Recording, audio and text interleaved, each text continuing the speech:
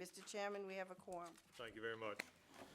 Announcements, if you have phones or pagers, please silence them, put them on vibrate, or turn them off. Appeals, over here to my right on the railing, there are appeal cards. If you disagree with the findings of this commission and the decisions this commission makes, you're free to fill out one of the appeal cards, turn it into the staff, and it will be appealed to the council at the appropriate meeting.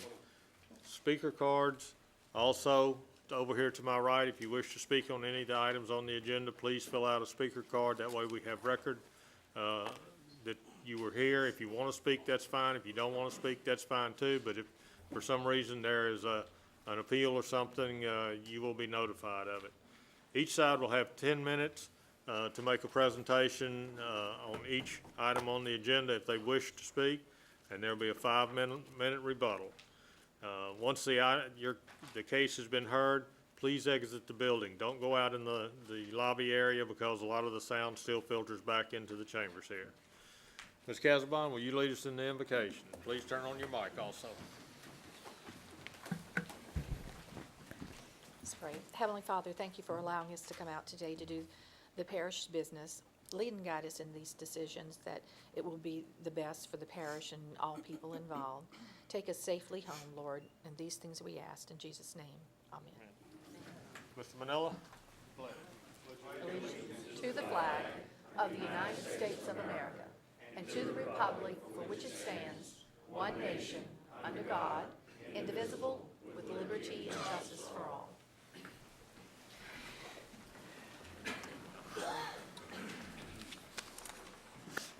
All right, we have two sets of minutes, one from the March 5th meeting, where we had some corrections at the last meeting, and I'm hoping that everyone's had an opportunity to review this, and I'll accept a motion to approve unless there's some changes.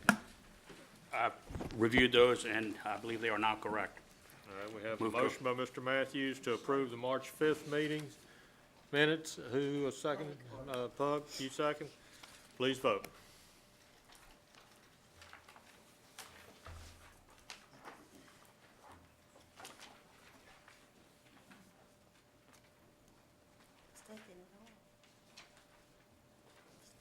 Did you break it?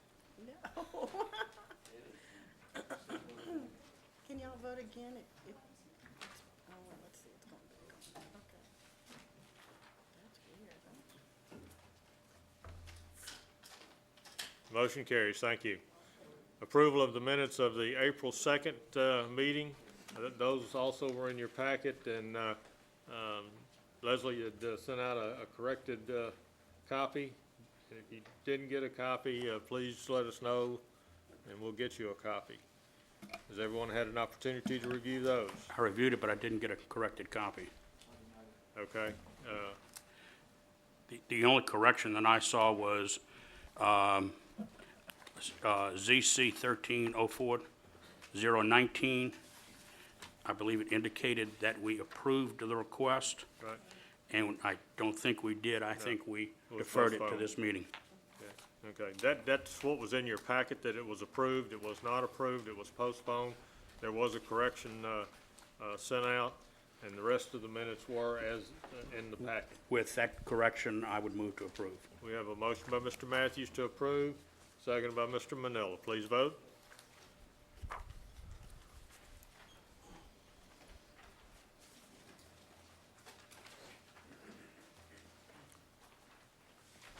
Motion carries. Thank you.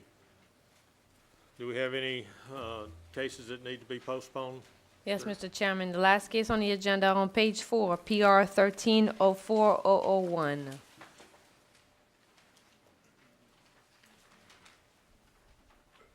Okay, and that's the only one? Yes, sir. It's the plan review on page 4, PR 13-04-001. It's a Highway 21 plan corridor overlay review. What's the request? Request Postpone. is to postpone the Postpone. case. They haven't had, For 1 month? yes. Mr. Chairman, move to defer. Motion by Mr. Matthews to defer and postpone the plan review 13-04-001 use retail building, quarters retail building, zoning case, the zoning is NC4 Neighborhood Institutional District. The size is 2,041 square feet. The petitioner is Rod Rodriguez. The owners Andreas and Jennifer and Solis. Parcel located on the west side of Louisiana 21, south of Arbor Walk Drive, north of Dummy Line Road, being 339 Highway 21, Covington, Ward 1, District 1. We had a motion and a second to postpone till next month's meeting. Please vote.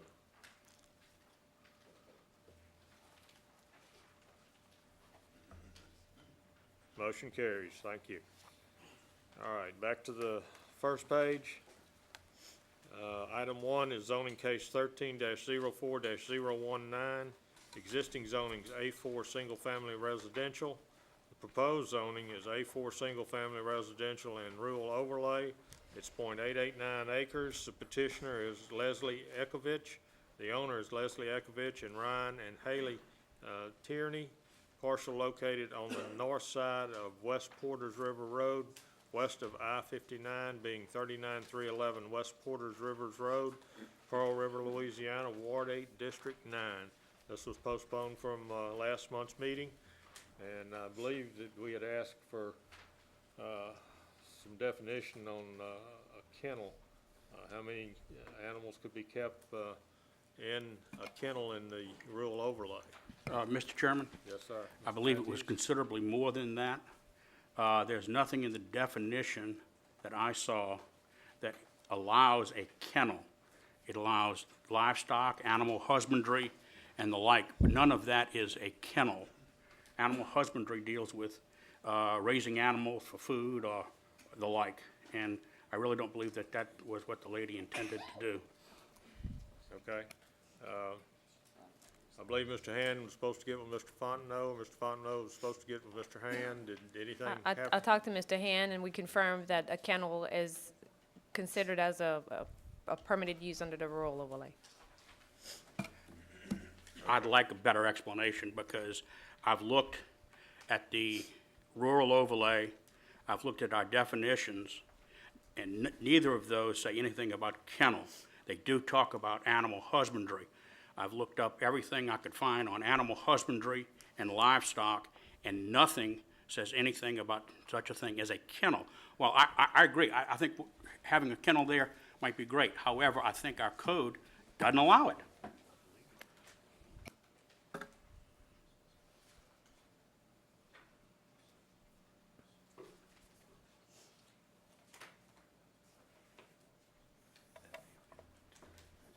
Okay. Yeah, I think, Sydney, I think, was going to check with the state also, but This is not the first time it comes in front of you, and we've always considered a kennel as permitted under agricultural uses. okay. If we've done it before, we may well have made a mistake. I mean, the U.S. Department of Agriculture talks about agriculture and livestock, and it talks about raising animals as produce and commodities, and that's not what we're doing here. But this is as formed as a business, Helen, that this would be run as a kennel, as boarding, selling animals, are just for them to be housed there. Is Ms. Ekovich in the audience? She can explain exactly what she's planning on doing. Okay, and No. go ahead. Hey, go ahead. I'm Leslie Eskovich. It's my It home. was to rescue. Right, I have a right. Greyhound adoption group Right. and a private kennel. I sometimes have more than the 4 allotted dogs on my premises. They go in and out, but I always have about 10 residents all the time. We don't really sell anything. It's an Correct. adoption group. There's no real business conducted other than dog business, and it's not, I looked it up also. I mean, I searched all over, and it did seem like a private kennel was included under this particular zoning regulation. I think, Chapter and verse, because I didn't find it. If you look at the definition of agriculture, it includes and animal and poultry husbandry, and animal. You're taking, And poultry. And animal, and. So an animal, that's what I was trying to say, that there's a lot of people that have numerous dogs right now that I know of, and kennels. And so this lady's trying to do the rescue, take care of these animals. She's coming through the system, and now we're telling her, we don't know what the system is. I really don't see a problem with this, that if we approve this so she can move forward, we can continue with the research, and if we find that she's not going anywhere, and we can put her underneath our jurisdiction to comply with whatever Right. our Right. And animal regulations control- turn out to be at this point, that I'm going to make a motion to approve. I'll second it. We have a motion to approve. Dale, I'll second that. I we have a agree. motion to approve and the second. Any further discussion? Yes. Mr. Matthews? Absolutely. While I think what this lady wants to do is wonderful, I think the area you want to do it in should be okay. The problem is, I still don't see that our zoning allows for it. Agriculture allows for viticulture and animal and poultry husbandry. Okay, and you look up animal husbandry, and it doesn't say anything about kennels. Animal husbandry is raising animals as a commodity. I And I understand really don't believe that's what she's doing. I understand your point, sir. However, it says and animal. It And- includes a variety of animals. No, ma'am, no, ma'am. You look at the commas, okay? And it says floriculture, comma, viticulture, and animal and poultry husbandry, okay? That's all one thing. Isn't animal husbandry just the care for No, animals no, in no, it's general? not. No, it's not. That's not the definition of animal husbandry. Well, we have our legal counsel here. Maybe he can help us clarify this situation. Okay. I recall the issue when it came up at the last meeting. And I think during this discussion, one of the things that I would like to note to the commission is that the Unified Development Code does have a zoning classification for animal-type uses. One of those uses is commercial kennel. I'm not, and that's why I'm trying to look at the definition right now for kennel versus commercial kennel, because I'm not necessarily sure that what, excuse me, Mrs. Eskovich is intending to do constitutes as a commercial kennel. And I think that that's an important distinction, because what it then does is calls into question, and I think it's a question that this commission can appropriately address, is what was the intention of the parish when it established the UDC and intended to apply certain uses to zoning classifications. In this case, where were uses that would involve more than 4 animals, that is typically required in a residential district, where should it be permitted? In the rural overlay, is that a permitted use, or must it be in an animal zoning district? That is the issue before you. That being said, let me read the definitions for the commission's edification out of the UDC for both kennel and commercial kennel. A kennel is defined as any premises except where accessory to any agricultural use, where dogs of 10 weeks in age or older are housed, groomed, bred, boarded, or trained for the use of the residents on the premises. That seems to describe what Correct. Mrs. Eskovich is intending to do. The definition of commercial kennel: any lot or premises or portion thereof on which household domestic animals over 4 months of age are kept or boarded for compensation or kept for sale.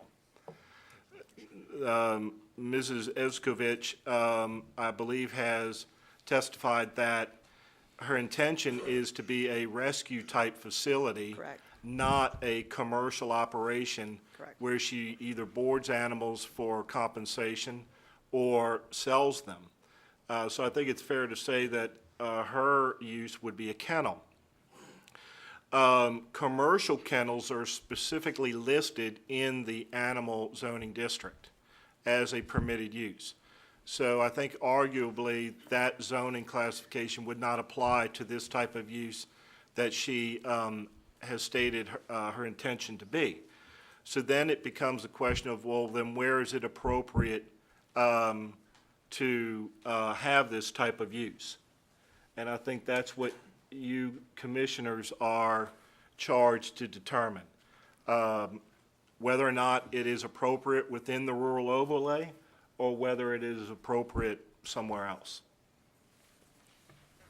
Thank you, Mr. Savant. Mr. Davis? Yes, I believe the underlying zoning of A4 automatically kind of tells you that it's not a commercial kennel. I believe that takes into effect, which overrides really the rural overlay. The rural overlay comes in, which does allow some animal care, animal husbandry and such. So I really don't believe that we should deny this. Okay, Mr. Matthews? Well, I don't know that we can determine the legislative intent of the council when they approve this. I think that really would be for the council to do. I still do not see any place in here that allows a kennel. While I believe it should, I believe the rural overlay clearly should allow kennels. I just don't see anything in here that says we allow that. We had this problem with the solid waste transfer stations. We had that problem with assisted living. It wasn't in here, wasn't in here correctly. I guess we could have, under this theory, have just decided what the legislative intent was and approved those things. We didn't because that probably was not the right thing to do. In this case, while this is much smaller in scope than those other two things, it is the same type of thing. The rural overlay needs to have a number 7 under agricultural uses or number 6 under residential uses allowing this. It doesn't. I think we are making a mistake approving this. Well, no one may ever call us on it, I don't know. But if they do, I think we would have a problem. And I think it sets a very bad precedent. Thank you, Mr. Matthews. Ms. Casabon? Yes, I guess I'm a little confused. In this particular, because she, in the zoning that she's in, she's asking for the rural overlay. Do we have to have this overlay for animals in all areas? Because it's like opening up a can of worms. What triggers, There's a lot of A4 that people are still in a rural setting, and they have dogs, the hounds and the dogs that they run the foxes with and stuff, and we're talking about a lot of people and a lot of areas that I just think it's like rural and the designation that you have the land, you have this place, she's not, if. They're in the house. I mean, it's a kennel That's in what my I'm house. You saying. wouldn't even know they were Where there if it was I wouldn't have outside and they were contacted animal disturbing control. neighbors, like I know a lot of these other animals do, that there should not be a problem with approving. Right, 5 people down my street have tons of cats and dogs, and they all run wild, and they're not even trying to do things correctly. Well, and I laud you for trying to do things correctly, but just because a bunch of people do not do things correctly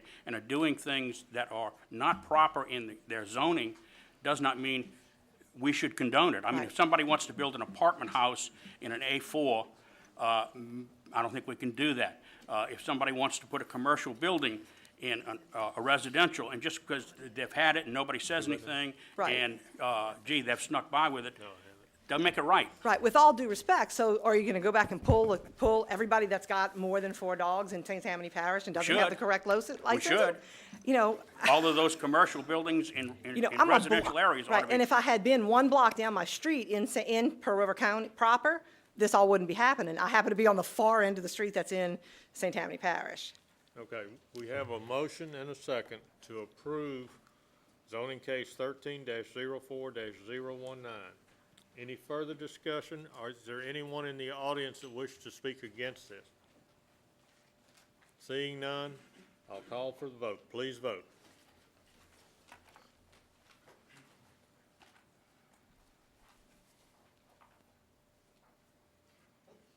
Motion carries to approve. Thank you. Thank you very much. Item 2, zoning case 13-05-023, existing zoning is A3, suburban district, proposed zoning is I1, industrial district, 1.15 acres is the size. Petitioner is Ronald Gilmore, owner is Ronald and Jacqueline C. Gilmore Jr. and J. and Johanna L. Spicuzza. Parcel located on the south side of Browns Village Road, west of Donis Drive, being lots 4 and 5, Square A, Browns Village subdivision, Ward 9, District 14. Staff? The 2025 Future Land Use Plan designates this area to be developed with residential uses. There are multiple residences along Browns Village Road and no industrial uses on the surrounding parcels. Staff feels that there is no compelling reason to recommend approval, considering that the requested zoning is not compatible with adjacent uses. Staff recommends the request for I-1 industrial designation be denied. Thank you. Anyone in the audience wish to speak on this item? Yes, sir. Come up to the microphone, state your name. And if you haven't filled out a speaker card, please do so. You can do that after the fact. Okay. I'm Ronald Gilmore. I'm one of the owners of the property. And we had purchased this property in 2007 before the zoning change came about for strict residential. And it was proposed to have Browns Village Road go all the way through to Airport Road. It was going to be the new frontage road. And I had spoke to planning in Slidell, and they told me what I was doing on it with just putting my gear on it was no problem at the time. Apparently, the zoning had changed. I was unaware of it, and I'd just like to resolve this matter. I got some pictures of the neighborhood also. You went to the city of Slidell? Yes, sir. I had one of code enforcement gentlemen come out to my yard and looked everything over and told me so long as my fences are up, I shouldn't have no problem. Okay, well, the city of Slidell unfortunately doesn't have any jurisdiction in that area. That is in the parish, Okay. okay? All right. Anyone else wish to speak on this? Yes, sir. Come forward, state your name, and if you haven't filled out a speaker card, please do so. Yeah, my name is Lawrence Sack. I live in that neighborhood, and I have another piece zoning I'm object to. But on that side of Bromley's Road, there's a residential area, and look, there's an attempt to put industrial right next in that property. Is on the other side, I don't object, but that side is all residential and should stay residential and not commercial, not industrial. And I'll be back for another Okay, piece of property later. all right. Thank you. Thank you. Anyone else wish to speak on this? Okay, I'm gonna go back to Mr. Gilmore Yes. for rebuttal. Honestly, it's all woods. It's the end of the street. People dump their garbage at the end of the street. I believe that what I bring to the neighborhood would actually bring the property values up. And with my presence in there, you can't I got 8-foot fences. You really can't see what's in my yard. I do have plans to build structure on there. And I'm a single man. I'm working on a budget. Okay, how far are you off Highway 11? 1.3 miles. Okay, thank you. All right. You have any rebuttal, sir?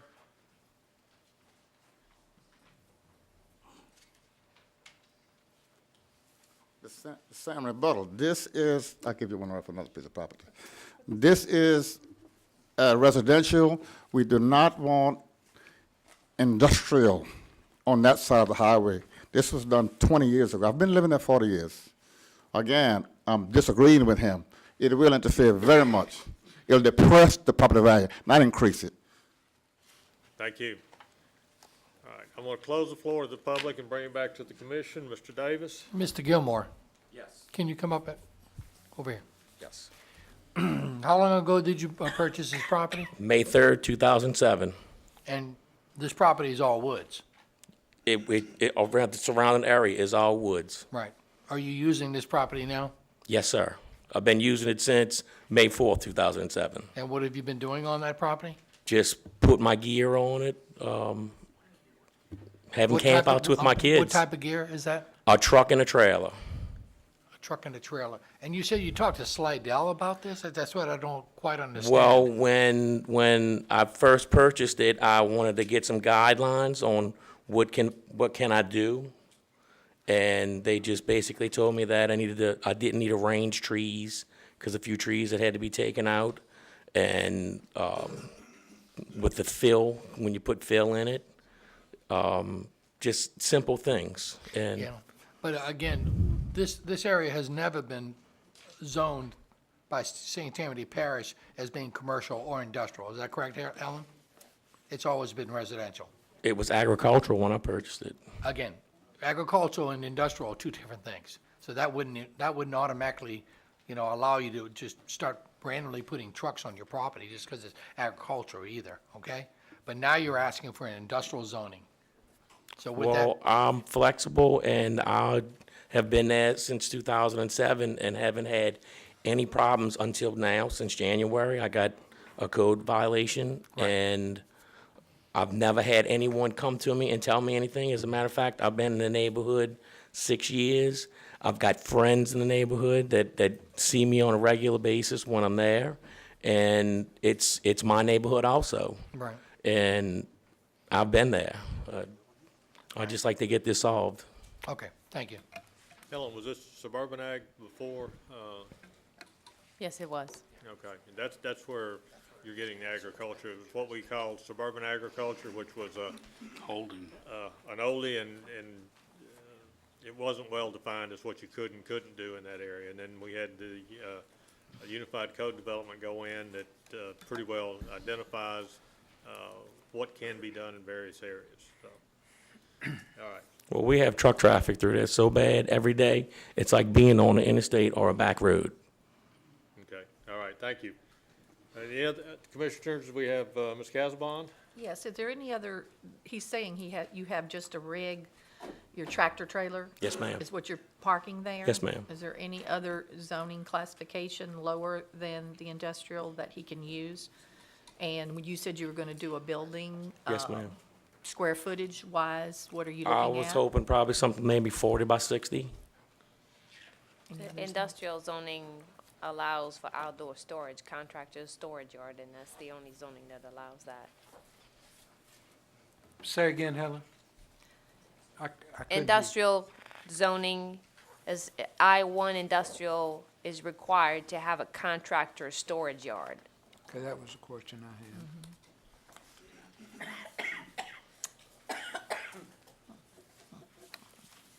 Bug, you have any?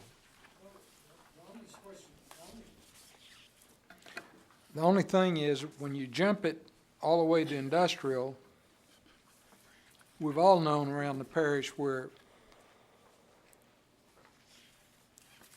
a business doesn't make it, and then all of a sudden the property is on industrial, and that opens up a big can of worms for permitted uses under industrial that would be right in the middle of a residential property. You follow what I'm saying? Absolutely, I understand. It would jump, in your case, if all goes well, you would just be parking a truck, but there would be nothing if we zone this to industrial to keep you for tomorrow to sell it to somebody else once it's rezoned. And they can do whatever they want to do with it that's zoned industrial. And that would be, that's the concern. I understand. All right, any further comment from any of the commissioners? Mr. Chairman? Yes, sir. Mr. Matthews? Yeah, did you say that you were living on the property? You said something about your children? No, we have, I have my kids, we have like campouts on it because it's in the open. We can put a tent, and just let the kids play on it, It's big enough to where it's like, this place is like an extension of my backyard. And I would like to think of it as part of my home. Where is your home? I live in Lake Village, in Slidell, Okay, 5 minutes away. but not really close. I mean, it's not walking distance. No. I-1 allows auto body shops, radio towers, welding shops. If we allow this and this gentleman moves or whatever, then the next person that wants to come in there, wants to put an auto body shop in or a welding shop, they can do it. This is right in the middle of residential and always has been. I just think it's not a good idea, and I would move to deny. We have a motion by Mr. Matthews to deny, a second by Mr. Davis. Any further discussion? Please vote to deny.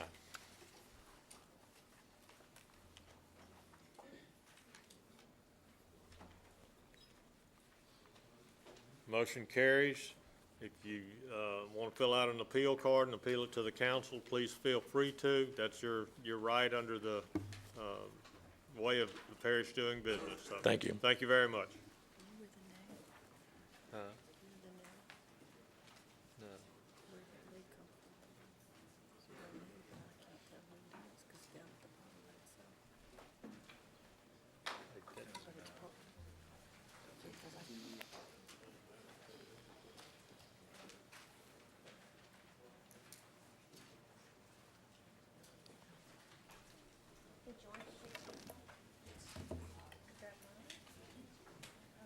Okay, thank you.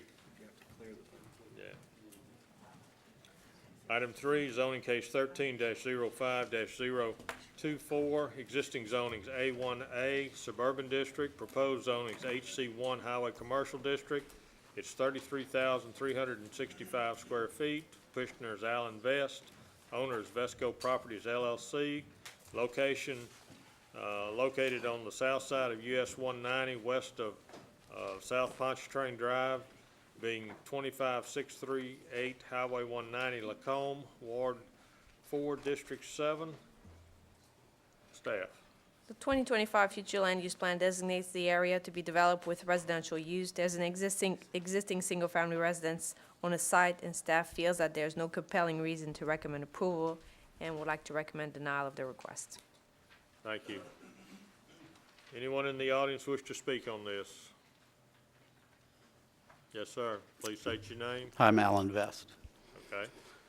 I was hoping to get that zoning changed. I had been there quite a while. It is A1A, which calls for residential. There are no other buildings around me except for a house that's across the street, one residential home. There are quite a few HC1 and HC2 along the highway there between Big Branch and Lacombe, as well as most of that property had gotten rezoned on 190 out of Lacombe. When they did the rezoning, it stopped just a couple of 100 feet short of my actual property. I was hoping to get it rezoned for the future. It's going to even, it doesn't seem like it's real conducive for residential property in the future. It seems like it's going to be less because the traffic is building on that road all the time. I actually live there now and have a business there as well.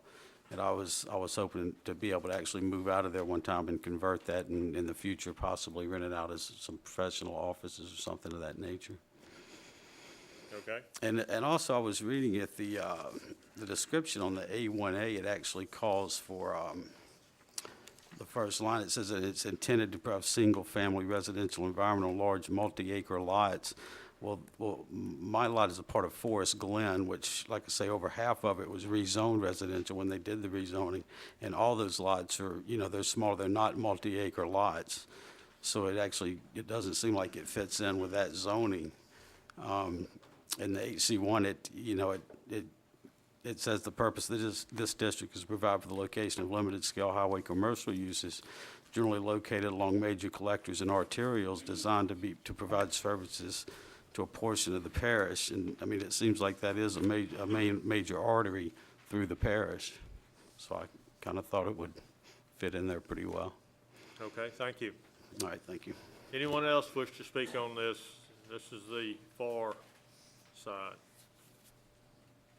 Anyone wish to speak against?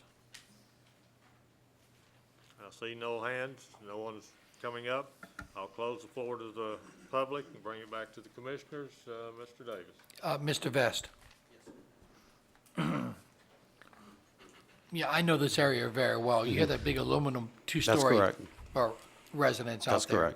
correct. You're about 2.5 miles away from Highway 434 and 190 intersection in Lacombe. That is correct. Leaving Lacombe in either direction, after about a mile, the only commercialization is NC4. That's neighborhood commercial. You're requesting Highway Commercial 1, which is pretty high. Well, I've got the printout of that has all what the properties are, and I've got an HC2 about 100 feet. You have an HC2 out there going towards Big Branch, correct? About 200 feet from my property. Right, that's the one with the used car lot? No, That's the one with the, some cranes or something of that nature. the fellow works on machineries Yeah, and he's stuff. got some cranes and stuff like that. That's correct, that's correct, correct. that's correct. Again, I think it might be a little bit too dense for highway commercial right there. And just because there is something that's been granted highway commercial too on the other side a while back and have this commercialized industry, I have to agree with the planning department this time, and I make a motion to deny.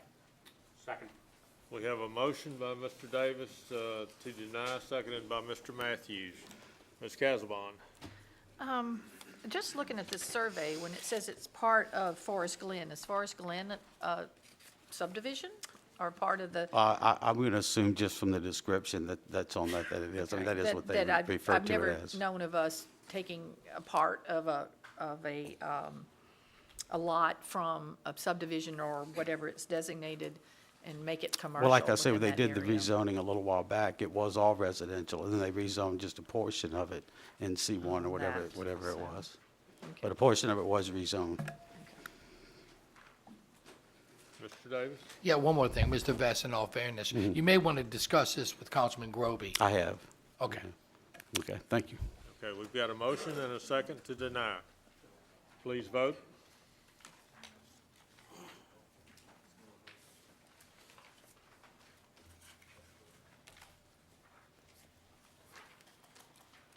Motion to deny passes unanimously. Thank you. Item 4, page 2, zoning case 13-05-025. Existing zoning is A5, two-family residential. Proposed zoning is HC1 Highway Commercial District, 28,800 square feet. The petitioner is Dennis R. and Rosanna C. Pro. Owner is Dennis R. and Rosanna C. Pro.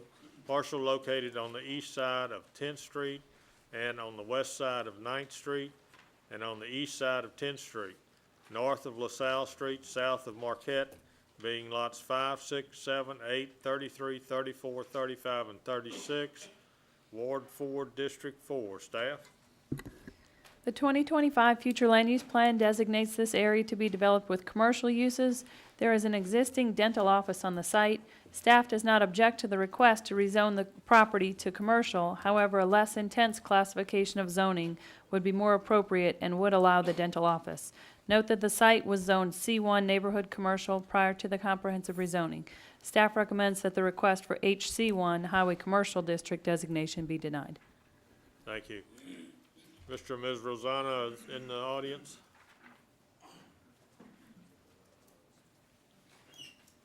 I'm Dennis Pro. Okay. Go ahead and tell us what you got there. I'm just trying to get back to what it was before. But I built the building in '99. It was suburban agricultural. We changed it to light commercial, whatever it was to build the office. Then it got rezoned, so now I got an office on something that shouldn't be commercial. Okay. So I'm just trying to get it back to what I had originally had set it up as before it got changed on me. All right. Anyone wish to speak on this item in the audience? Okay. I'll close the floor to the public and bring it back to the commission. Adele. I'd like to ask staff something here. This is a highway commercial, but it's not on a highway. And it looks like we got some other petitions also in that area. It really doesn't seem to fit as a highway. I mean, it says highway commercial, which the whole concept was when they redid zoning was that it would be at the intersection of highways, but of course we go preferably. That was only a preferably. Tell me if I'm wrong on that. And- Well, a dentist but- office would be allowable on NC1, which is a neighborhood commercial. Right, because that area is not a highway. So NC1 would be good for a dental office. Okay, that was my question. Mr. Chairman, do you, is there a dental office on this property now? Okay. And the present zoning is highway commercial now? No. Or not? No, it's No? A5, Family two-family residential? residential right now. So How did that happen? it's in our that's one of our mess ups, and that's in the Okay. comprehensive plan. Okay. Mr. Willie? You said his dental office would go into NC1, so if he'd be willing to downgrade his zoning from HC1 to NC1, would his building size fit in that? Because I don't know what, I didn't see the square footage on that. Yeah, well, would it fit in NC1? Well, if he's willing to do that, then I don't see a problem with NC1. Are you willing to amend your petition? I was told to, yeah, it's fine with me. Come to the mic. Come to the mic come to the mic, and please. state. Yes, that would be fine with me. I just went and asked what to do, and she told me HC1, so. Okay, all right. Ms. Casabon? So you're, just to make sure that we're clear, your dental practice, which is there now. Correct. The building. Correct. In order to bring it up to commercial, it would fit in an NC1. Okay. Okay? So what you have to do is, you just say, I wish to amend my petition to an NC1. I wish to amend my petition to an NC1. Okay, now that's what's on the floor. And I'll make a motion to approve. I'll second. Have a motion by Ms. Casabon, seconded by Pug. Any further discussion? This is changing the 025 from A5, two-family residential. The petitioner has... Right, yeah. Changing the A5 two-family residential, he's agreed to change it from an HC1 to an NC1, which will allow him to be properly zoned his dental office. Please vote.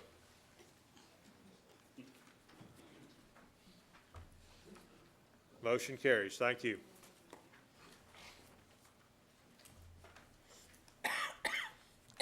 Item 5, zoning case 13-05-026. Existing zoning's A5 two-family residential, proposed zoning's HC1 highway commercial. It's 18,000 square feet. The petitioner is Robert Hurst. The owner is Robert Hurst and Dorothy F. Othman. Parcel located on the west side of 10th Street, north of LaSalle Street, south of Marquette Street, being lots 7, 8, 9, 10, 11, Ward 4, District 4. Staff? The 2025 future land use plan designates the area to be developed with commercial uses. There are existing commercial uses to the east, south, and west sides of the parcel in question. Staff feels that the zoning requested is compatible with the surrounding uses and recommends approval for the HC1 designation. Mr. Chairman? Yes, sir. Point of order. It appears that this one and 05, 027 are by the same petitioner in basic, identical area, and I would think we'd just hear both of these together and vote on them separately. Okay, so you're putting a motion on the floor to hear? Yes, I am. Zoning case 13-05-026 and zoning case 13-05-027 together. Do I have a second? Second by? Okay, Mr. Richard. Please vote on hearing them together.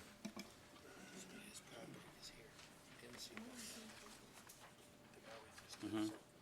Davis? Jimmy? He- Jimmy?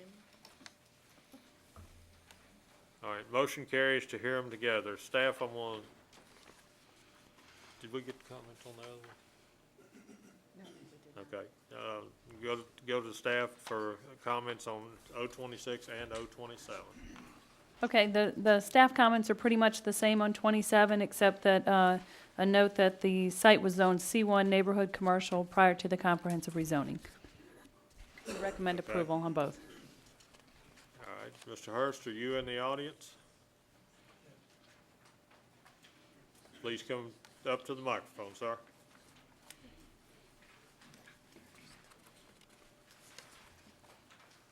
Good evening. Good evening, Robert Hurst here.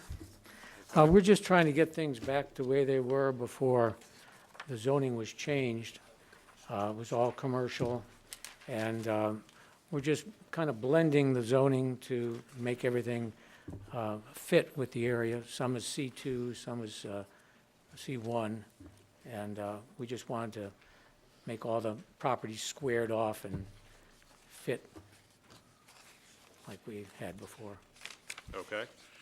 All right, thank you. Okay. Anyone else wish to speak supporting this zoning change? Anyone wish to speak against this zoning change? I'll close the floor to the public and bring it back to the commission. Pug. I have a question. Helen, on the zoning staff report, on both of these, 26 and 27, when they, under the surrounding land use and zoning, the first one is, it shows A5 as a two-family residential, but is that one we just handled? No. No, it's not. This is a different one. Yes, it's on the other street. So, on the second one, it is the same one, right? Yes, Okay. So it would be abutting some residential on 26? yes. Okay.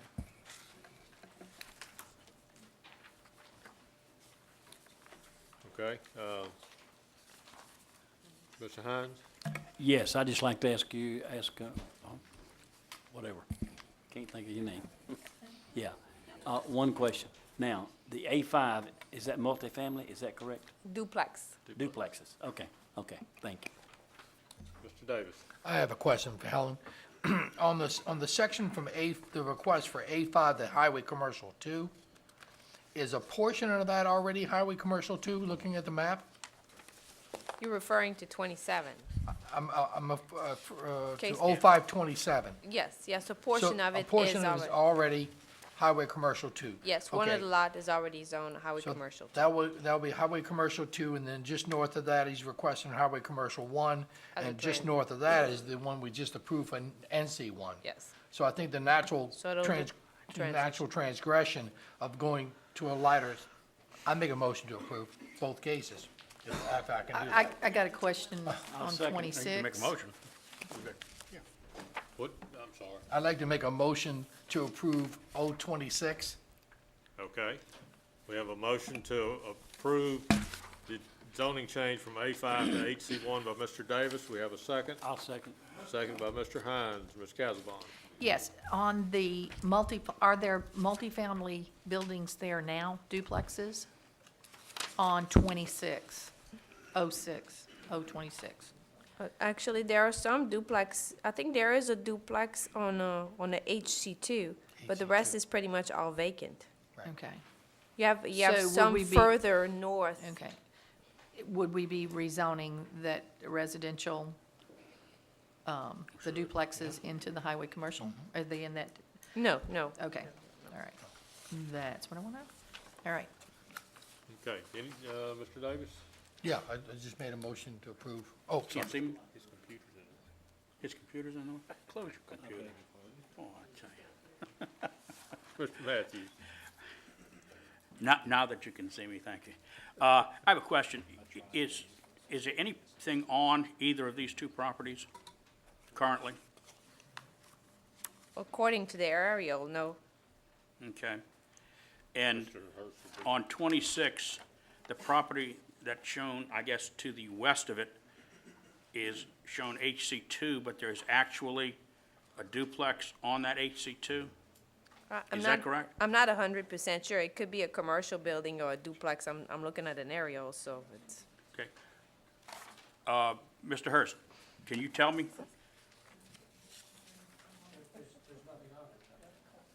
On the property that's just to the west of you, there's something on it. Can you tell me what it is? Come back up. Come to the back, mic, Mr. Hurst. if you would, sir. Okay. He's referring to that property. I think it's a commercial. I don't think it's. Okay, where am I? This is one side, and then the other side is over here. Okay,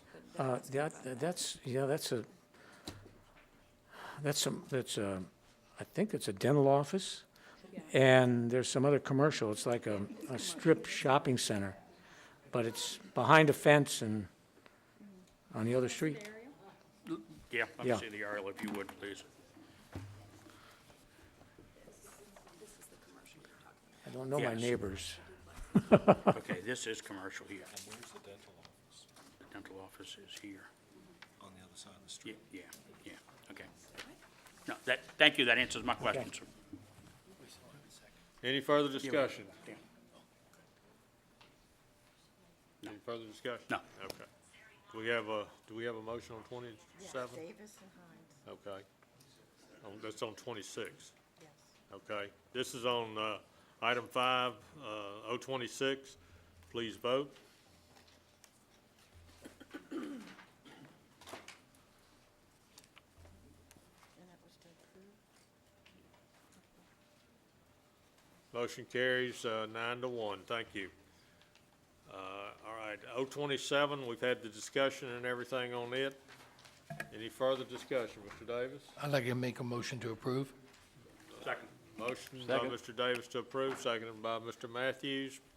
Any further discussion? Please vote.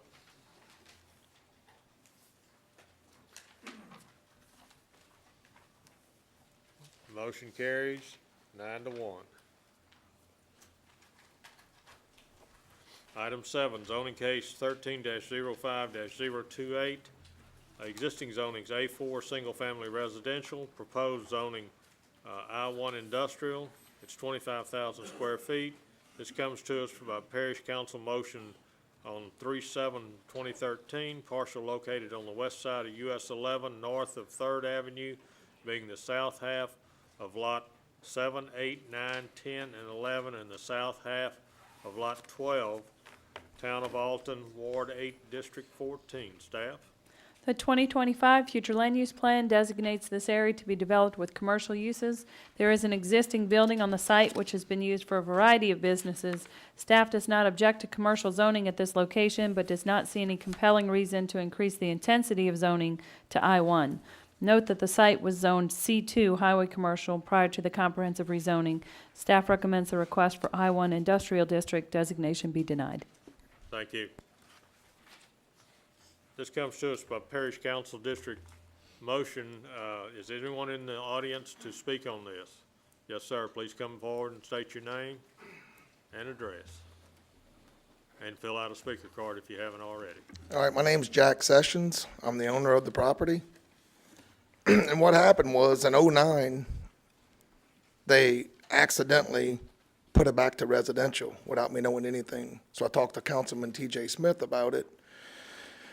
And this is the picture of it right here. You can show everybody here. This is the picture of the building and a picture.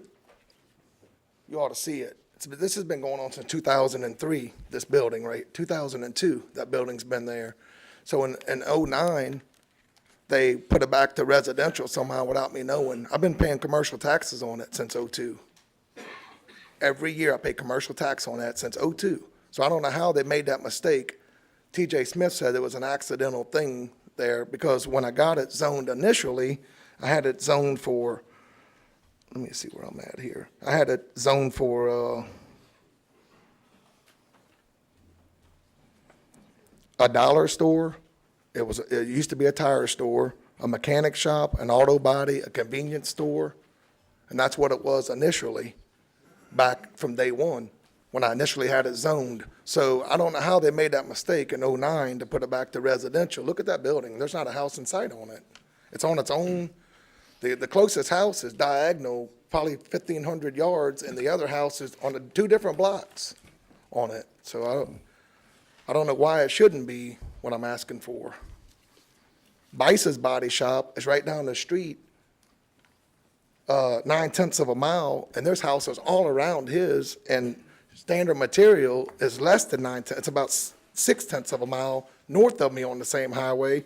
And you ought to see the dust and stuff that they do their own mechanic shop, they do their own body, they do everything right there.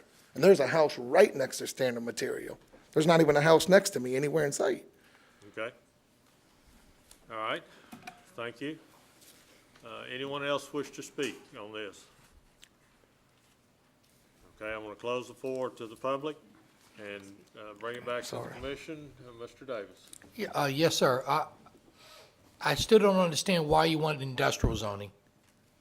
Because I don't know what I'm going, that's what it initially was. No. That's what I was under the impression when I came in back in No, '03. It was initially 02. commercial, Okay, well, back, not industrial. I There's know, a big but difference. supposedly it was supposed to be industrial from day one. I was under the wrong impression. That's what it was supposed to be. There was C2 zoning. Okay, but what happened Before it was- was rezoned agricultural. Okay, but what happened is we had a discussion about it on the floor. They said, well, let's go with this commercial. And I said, no, I want the highest commercial I can get because there's not a house around it. And they said, okay, so they shot something up and sure enough, I won it. So that was the impression that I was under, that I should have anything on there. It should, Okay, but industrial is different I understand, from but that was my commercial. impression. I thought it was industrial. Right. You can ask my wife right there. She's in the crowd. You Right, know? no, but We- according to our records, it's never been industrial. I understand, but It's been commercial. I understand, but C2. Yeah, but I understand that. You're right, but it was I was under the impression that I could put anything there. That's what not anything, but the stuff I just named. I understand, and I understand it being commercial, you think automatically anything I can be understand that, commercial. yeah. But that's not just how it goes, I you know? understand. Plus, you got 25,000 square feet. It's a pretty small property to have an industrial site there. I'll tell you, why don't you, Bice's, I've got more than Bice's has got. First, and Bice's is right down the street from me, on the same highway, the same exact thing. And I've got twice the land Bice's has, for sure. The question is this, if we zone this industrial now and you sell the property as industrial, then industrial will go on it. But how can Standard Material be industrial? They're right. I'm just again, confused I'm about not- how all them other ones are No, industrial and I'm understand not. that. you I know? understand, I can see this, and it looks like a commercial area to me. It looks like a commercial building to me, not an industrial building. So I believe we can't zone this I-1. Now, if you wanted to go ahead and alter your request and make it Highway Commercial 1, I think this board may want to consider that. That's all. I appreciate I have a that, question. whatever you can do for me. Is there anything in the building now? Is it being used? I can't do nothing with it. What was it, the It was a last thing it was tire used, and store. how long? A tire store for 2 years, and then how long, 3 years? 3 years, and Katrina came and knocked me out. Okay, and since then, you have not checked into it, or no one else has wanted to purchase it? I had You've a- been trying for how many years to get people into this building? Well, I just found this out. TJ Smith, I was talking to TJ Smith about our councilman, and he said, we were talking about, putting a dollar store or something there. What and he I'm said- saying is that the ones that we've been discussing, they have businesses that's been in there and continued. Usually after a building has been abandoned right after the storm, you're talking about the storm and stuff, there were buildings that people did not go back in, but we're 8 years out from No, the I had storm. at And least so two in of- 8 years, nothing's been in it? No, I had a lease to a pool company that done swimming pools. Okay, that's what I'm saying. Yes, The ma'am. business was there. Yes, ma'am. When did they leave? About 5 months ago? 5 months ago. Okay, so it has been Yes, ma'am. used within those Yes, ma'am. months, is what I'm trying to get Yes, at. ma'am. He had tractors, trailers. Okay, and backhoes. now who do you want to lease to someone else that's I going don't to know, be I don't know exactly industrial? what I'm gonna do with it. I really don't. I don't know if I'm All gonna, right, let me explain that highway commercial is probably one of the high, if it was prior to, and that's what our records show. I don't know what you assumed in the meetings or whatever, but our records are kept, and it shows that it was a C2, highway commercial. And that's what you should be reverting back to, since if that's what it was. And this was not, it looks like it would not be an A4 family residential. So what we're trying to say is that industrial is just too high for that particular area. And if, you know, you want, how I feel is, I do not mind going back to highway commercial in order for you to be able to use the business again in the same capacity. But industrial is just a little bit, What was too that? higher zoning. Mr. Chairman, may I clarify something? Yes, ma'am. The reason why it's coming to you as a request to rezone to industrial, and I just want to clarify this, you know, for the benefit of the commission as well as the gentleman who's standing here, is that we were informed that there was a request to open a body shop. Now, our recommendation doesn't change, but I'm just trying to clarify so the Correct. gentleman understands that if it's not rezoned to I-1, a body shop will not be allowed on the property. There may be, you know, a different use that is more appropriate to the site, we understand. Correct, and that's what we're. That was what something I'm I was saying. considering as a body shop. Because Bice's Body Shop, it's right down the street. How can it be zoned, You could have whatever been you're saying? grandfathered in that they've never stopped doing that business since the storm. They've been there. If someone had a business, working in a business, did not stop that business and continued, You know, Cook's Body Shop's been there. I opened up before Cook's Body Shop. I And- don't know. well, So it's right I'm not down the going to argue with I you. know, it's I'm right not- down the street it's- too, and it's, he's right in the neighborhood. His houses are right all around him, Cook's Body Shop. It's on the same exact highway. You know, I'm just confused, totally confused. Mr. Chairman, may I? Mr. Casbon, are you? Yes, I'm finished. Okay, Mr. Hines? Mr. Sessions? Yes, sir. Where is this in relation to the people that have the amusements things Right, there? it's about, I could throw a golf ball to it, probably less than 2/10 of a mile, Okay, on you, are you on the north side of them or the south side? the north side. You on the north side? Yes, sir. You where the old club used to be. Yes, sir. I forget the name of that club. Oasis. Oasis, That's yeah. it. Right next door. So that's where That's you're at. all. Yes, sir. Yes, sir. That's where I'm at. And it's nothing.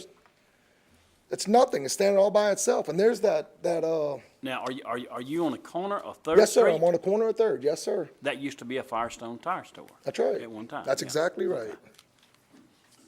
Yeah. Thank you. Yep. And Mr. Is that all, Mr. Hines? Mr. Davis, what'd you say? You might could recommend something a while ago? I might try to go on what you're trying to do. I said if you could make a recommendation to change that to Highway Commercial 1 or Highway Commercial 2, I have to let the rest of this commission listen to that. But obviously, I-1, I believe, is not going to be passed. Mr. Chairman, Can I? Mr. Matthews? You have to forgive me, I forgot your name, sir. Jack, Yeah, I it's know. all right. Jack? Yes, sir. What's your last name? Sessions? Sessions. It's a little more formal when we call you That's all Mr. right. Sessions. I understand. Mr. Sessions, from what I understand, most of the places you're talking about that are on the same street have been there and been operating for years past. And because they have been operating in the past, they are allowed to continue to operate. You currently have a building I understand is vacant, is that correct? Right now, Okay. Because of that, you cannot be grandfathered into something that may have been there in the past. That's since '03, though. Well, no. I mean, reason what mean? If it's been closed for over 6 months, it doesn't make any difference. Because I couldn't do nothing with Well, it. They accidentally put it back to residential. I'm sorry, I but mean- it's been closed for over 6 months. 5 months. It has been closed for over 6 months. 5 months. It's been closed for 5 months. What Yes, was sir. it 5 months ago? It was a pool, swimming pools. They dug swimming pools. It was a company that dug swimming pools. Yes, sir. Okay. Yep.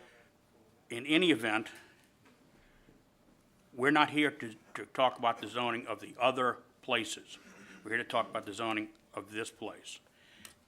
And what I've been listening to from several people, it appears that highway, industrial might be really too intense for this area. A highway commercial designation would allow you to put an auto parts store, which is, I believe would be a tire store, which is what it had been in the past. That type of thing would be permitted under HC1. If you would like to amend your petition, instead of I1 to HC1, I will make a motion to approve that. If not, I'm going to make a motion to deny it, and we'll see what happens. So the body shop's out of the question, is what you're saying? I believe that's kind of too intense for this area. Mr. Chairman, may I? In order to get into I-1, and Helen, y'all correct me, in order to get a body shop, it has to go to I-1. Correct. What Mr. Matthews was saying is that those body shops that had been there are grandfathered in, okay? Right in the neighborhood. Right in the neighborhood, that's right. They're grandfathered in. They've been there, they've been operational with no change or no cease of business. Okay, so they're grandfathered in. And another thing is Now, that highway, Now, Helen, you said that it was C2 prior to comprehensive rezoning, right? Correct. Mr. Matthews, I believe if you C2 prior to comprehensive rezoning, probably HC2 would be the more Well, appropriate. C1 would be neighborhood commercial, and Right. C2 would be highway commercial. Right. Which would be HC1 or 2 or 3 or 4. I think HC1 is the proper designation myself. Okay? Mr. Chairman, may I? Mr. Hines. I disagree with Mr. Matthews, I'm sorry. But all along Highway 11 there's, commercial. it's all, you may have a half a dozen houses between Pearl River and Slidell, okay? Everything else is commercial and/or industrial, It really is. everything. Everything. Okay? All right. And at the least, it should be HC2. Okay? Okay. That is my opinion. Did you make a motion, Mr. Matthews? Not yet. Okay. Can I make I'm gonna another- make a motion that it be HC2. Well, you can't. I'm He's sorry. got to And amend. another thing, 3/10 of a mile from my building, they're putting that road in to go to Airport Road. That's all gonna be, But it's, that's, you know, that's, I that is, understand, but I mean, y'all are really, I mean, this is gonna make or break me right here. You know, it really is. I mean, you know, if I wanted to put a body shop here, you're telling me, you know, I'm just totally confused. Okay. I mean, you don't have any All right. houses on that highway. You wait a really minute, don't. wait a minute. We're You back know? to the commissioners here. Mr. Hines, are you finished? I'm finished. I mean, this is a If true he would- industrial If he would like highway. to make his change, I will make a motion that it be HC2, which is back to his old C2. Okay. We have a motion by Mr. Hines to go to Wait, HC2. we don't have a second yet. Point of Yeah. clarification, the Wait, petitioner has to request it. Yes. Are you willing to go to Mr. highway Chairman? commercial too, or Mr. you Chairman. want to stick with I-1? Mr. Chairman, point of order, please. Okay. If you'll Mr. Matthews? talk to our legal counsel, I've just been doing, I think he believes that maybe we can make a motion for HC2. Okay. Mr. Devon? Historically, the zoning commission, in a situation when an applicant applies for a particular zoning, and the zoning commission appears to be in consensus that another zoning classification is more appropriate for that particular piece of property at that particular location, it would inquire with the applicant whether he or she desires to amend his or her application to the zoning classification that it appears that the zoning commission seems most in favor of for that particular piece of property. The applicant is not obligated to amend the petition and may request the zoning commission to make a determination on the application as submitted. However, the zoning commission in these cases, remember, are acting as a recommending body to the governing authority of the parish council, who is the only one that has the authority to change zoning on property in this parish. So I would tell the commission that if it is your desire, you can make that recommendation for zoning on this particular piece of property to that zoning which you think is most appropriate for this particular property. You are not obligated to either vote on or to vote on the applicant's original application or request. Now, this case is somewhat different than the norm because, of course, it came from the parish council by motion. In other words, rather than your typical process where a property owner applies for a zoning change on his or her piece of property, the parish council is asking the zoning commission specifically to make a recommendation on what the zoning for this particular piece of property should be. So under those circumstances, I think it is appropriate for this commission to make whatever recommendation it feels it is appropriate, again, for this particular piece of property at this particular location. With the understanding that regardless of what the zoning commission does, the applicant still has the right to appeal your recommendation to the parish council like any other applicant would. So that's my next step, is to go ahead and accept this and then try to appeal it with the council? Is that what you're saying? I beg your pardon? Go ahead and accept the H2 or whatever y'all recommended, and then, No, you stick with what you have. You stick with what you have, we deny it, then you take it to the council Council and, to no. appeal it. Or you can request that downgrade to HC2 and we can vote on that. He doesn't have to request it. Well, you don't have to. But it's a nice gesture to do. It may be, He's not the but if he petitioner. requests it and we approve it, then he's got nothing to appeal. It's true. If he wants I-1, Sure. even though we may believe it's wrong, he has to stay with that. Because if we make a motion for HC1 or HC2 or whatever we make, and Correct. he doesn't like that, then he has the right to go appeal our decision. But if he agrees with us, he can't appeal it. Does the parish council have the authority to change zoning Yeah. Oh, yeah, Of course. absolutely. when it gets to course. them? Yeah, yeah, I'm gonna go ahead and go with that. we just recommend. I'm gonna go with the council. You want to go to the council? I'm gonna go ahead and try to fight it, or whatever, Okay. you appeal it. I'd like to Yeah, make a motion, please. All right. We had a motion, Do we have a motion? No. we did not have a No. motion. I'd like to make a Okay, Ms. motion. Casabon? Did you got your light on? You have any Yeah, comment? I have it on. I know that we keep talking about, I think that we've run into this twice tonight, and something for staff, or if y'all agree with me, this is the second case that we've had where it is industrial. What's happened, and I want you to understand, is through the comprehensive rezoning, it's not that we're letting these people do this and we're not gonna let you do this.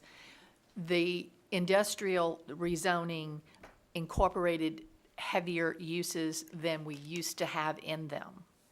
And that's why we're nervous about changing it to, just as we said, if it doesn't, the business doesn't fit, then it still remains that zoning. Have you ever been down Highway 11 between Slaughter and Pearl River? I have, but, yes, and I agree, and the tire place would fit nicely.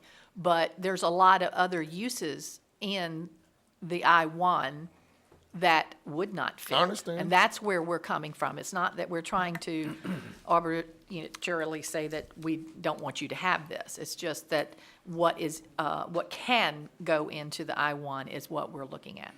Okay, we have completed, Jimmy? Jack? Jack? Yes, sir. So if this commission doesn't make a motion to approve the I-1, you're gonna go ahead and go to the council with it, correct? Yes, sir. Okay, I'll make a motion to deny the I-1 zoning. Second. Okay, we have a motion and a second to concur with staff and deny the I-1 zoning on zoning case 13-05-028. Please vote.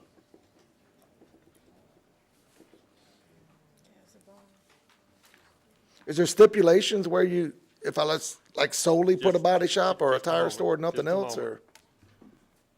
Motion carries to deny 9-1. And what was your question?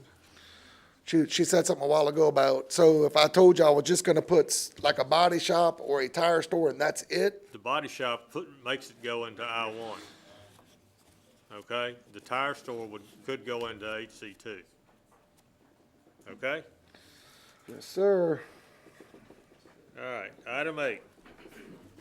Zoning case 13-05-029, existing zoning's HC3, proposed zoning I1.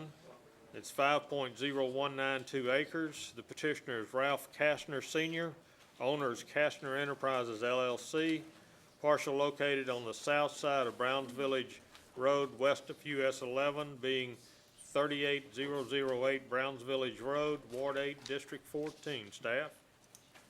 There's an existing office warehouse and outdoor storage on the site. The zoning change is being requested in order to bring the portion of the site used as an outdoor storage yard into compliance with the appropriate zoning, and staff would like to recommend approval.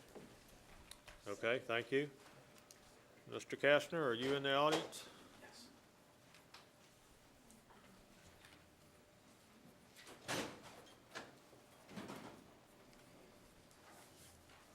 Good evening. Good evening. You're Mr. Kastner, Sr.? Yes, sir. Yes, sir. Ralph Kastner. All right. Good deal. Tell us a little bit about what you've got and why you want to go to I-1. Presently, we got, it used to be Tough Equipment Rentals on the corner. Now it's Volvo Rents. And we've been having Barrier on the property, using it as a lay-down yard for the construction. And then James Construction took over from them to do, for their lay-down yard to complete. So that's where the construction material has come into play. Okay, all right. So to be in compliance without putting a boot to James Construction, we're looking to get it zoned from highway to industrial. Industrial, okay, thank you. Anyone else in the audience wish to speak on this case? Yes, sir. Come forward, state your name again. Okay, I'm Lawrence Hawk. I'm president of the Brown Village Community Association, nonprofit organization. I've been living in that area for over 40 years in that community. And this property is literally in my backyard. When this property was business was first proposed, I didn't object. And after they hauled thousands of yards of dirt, at the first rain, my property flooded until today. Not to mention the annoying burglar alarm that wakes me up in the middle of the night nearly every week. I didn't know this zoning was going on. I only noticed a sign Sunday. I passed in front of the property every other day. I go take my walk along the railroad track. The sign was only there Sunday, so I didn't have time to prepare. I don't know what this zoning entails, but who wants to have an industrial park in their backyard? And I request that this proposal be rejected. Okay, thank you. Anyone else wish to speak on this? Mr. Kastner, I'll go back to you for rebuttal. The port that is being used as construction supply right now is really right next to the Exxon station, not the port that is next to this gentleman. That port is the equipment and tool rental business, which has been there since, well, we used to have Tough Storage Center, and then we had Tough Equipment Rentals move in. And then recently Tough sold the Volvo, but I'm still the owner of it. So basically, Mr. Smith contacted me about cleaning up the property, and we have, and today they put some cloth along the fence so it wouldn't be no obscured, so no one could see in the part with the construction equipment. So basically, they have cleaned up the area where they working at. Volvo has always kept their part clean, just like Tough. So that is the reason why I'm trying to get it rezoned to that. Okay. Thank you. Mr., do you have any rebuttal?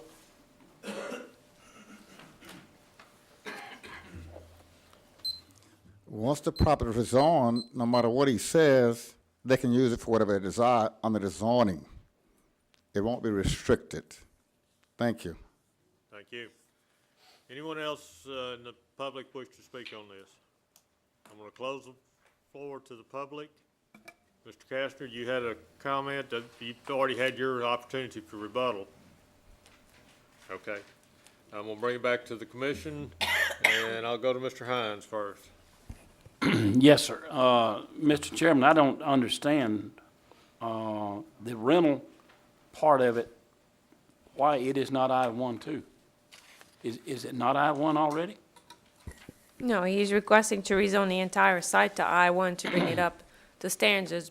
You know, after my conversation with the owner, you know, Volvo Rents also expanded their outdoor storage yard, and they're also leasing a portion of their property to someone who's doing construction in the area. So basically, they're trying to bring the property up to standard. So their construction equipment then would not come under I-1, but if they rent it out to somebody that's going to park there, use their construction equipment there, park it there as a laydown yard, then it becomes I-1. That doesn't make sense. No, sir, let me repeat. You know, they have an outdoor storage yard. Everything they rent out is an Right. outdoor storage yard, which is listed as a permitted use under industrial. But Right. also, a portion of this property is being used by a construction company who's doing construction in the area. Okay. And Mr. Kastner can confirm this. Right, yeah, and I understand that. And guess what? What they're doing is this construction company has got some of the same equipment that he's renting, parked on that property. Yes. So now you tell me the difference between parking it there or renting it from there, you still got the same equipment. That's what I'm saying. It's an You've got outdoor. Tracos, you've got, you name it, and it's there. Yes, they both need I-1. It's industrial yard. Yeah, it's Yes. both, yeah. So what I was concerned about is the fact that it wasn't already, industrial, No, it's not. It's currently zoned HC3 highway commercial. okay? But So basically, we have industrial uses on HC3 commercial today. that's Correct. exactly right. Yeah, you do. Okay, both yards is out of compliance. Correct. The rental and the, Yes. okay, that's The what I was trying to clarify. Right, the stuff that, that James Construction, which, I'm trying to get rid of James Construction on the property. That's basically what I'm trying to do. And the stuff that they put on the yard, maybe, the barriers that, for the interstate or whatever, their project is just about over with. And, at the time, and I didn't know it when I signed the, lease with them, was for them to finish that project. That's the 3-lane project. So it's not their construction equipment. They have some other things, and that was one of the things that Mr. T.J. Smith brought up, was the materials that were used for that. So that's the things that, you know, if I have to, I need to ask whether I get sued or not, you know, by me being breach of contract, which they should have that project finished, they told me, within a month or two. And they will be out of the project. Okay, Mr. Matthews? Yes, sir. That property has been in use for many years with Tuff and Volvo. Correct. Okay, and it has been basically an outdoor storage yard with an office associated with that. Yes, sir, we got Which is 28,000 square foot of Clearly, building. number 3 under I-1 Industrial District is that, and that's what you're currently using it for and what you propose to use it for. Correct. Okay, so it clearly, all of that has been many years I-1. We have it zone HC3, which is an error, and this is one of those things we need to clean up. I move that we approve the I-1 designation. I'll second it. We have a motion by Mr. Matthews, seconded by Mr. Hines. Is that correct? Yes, yes. Okay. Any further discussion? Please vote.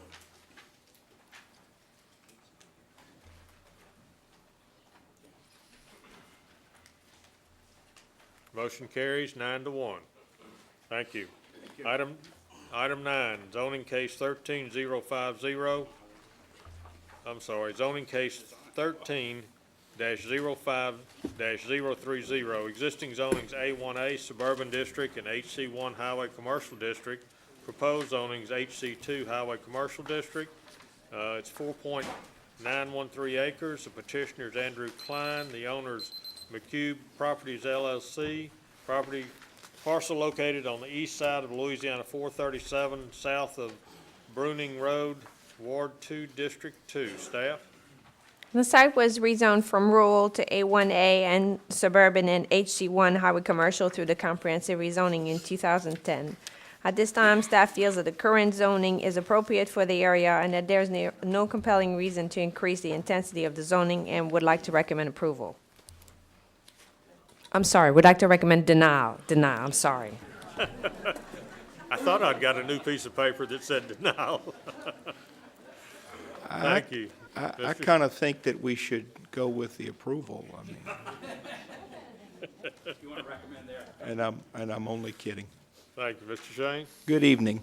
My name's Jeff Shane. I'm with the Jones Fussell Law Firm in Covington, and I represent Dorsey Development, the petitioner in this case. I would like to start the proceeding by amending the zoning case before you, and that is why I've had a survey passed out to you. I actually indicated the desire to make the amendment approximately 10 days ago and filed appropriate email with the survey to staff. And a result of this amendment, if you'll take a look at the survey I gave you as it relates to the survey that's in your packet, you'll see that the size of the site has shrunk from 4.913 acres to 4.545 acres. And the 4.54 acres is the southerly portion of the 4.913 acres. So what we have done by virtue of this amendment is delete a strip 40 feet wide by 400 feet in width off of the north side of this parcel. So I would like to formally amend the request so that you would only be considering the zoning of 4.54 acres to HC2. Why was that done? In principal part, it was because after the case was originally filed, my client was able to determine that it could make its use on a smaller site, but perhaps equally importantly, it eliminates any consideration by you of making a change of zoning from A1A to HC2. So if you will look again at your packet and the survey that I've given you, what I would ask you to consider this evening is again an upzone from HC1 to HC2. And why do we ask for this upzone? My client Dorsey Development procures sites and builds facilities to suit the needs of Dollar General store. There's a Dollar General store on Lee Road in the Lee Road community just north of this site that has been in existence for, I'm going to guess, roughly 8 to 10 years. I'm sure there's some residents here that know the exact amount of time. That site is roughly 7,200 square feet. Dollar General has enjoyed great success in the Lee Road community with its store.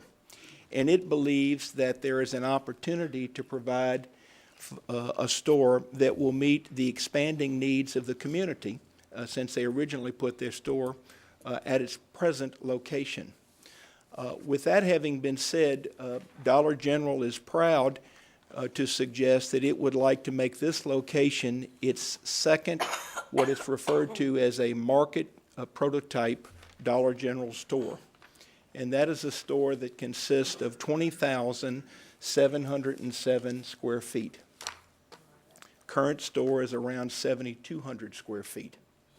And the reason that they would like to put a prototype at this location is that their current sales, but also their market study, convinces them that the community has grown, has expanded, and in fact has a need not only for more what I will call hard goods, which is what many of us think about as the type of goods that you would buy at a Dollar General, but this prototype, referred to as the market, also includes fresh produce, fresh vegetables, fresh meats, fresh dairy, frozen goods. It's really a neighborhood supermarket concept in addition to the traditional things that you would find at a Dollar General. Currently, one of the market prototype stores is successfully operating in New Orleans, and the prototype was originally developed to be in excess of 22,000 square feet. Because of concerns with regard to size, the footprint was shrunk to its smallest possible configuration, resulting in the request or the hope that they build a 20,707 square foot store.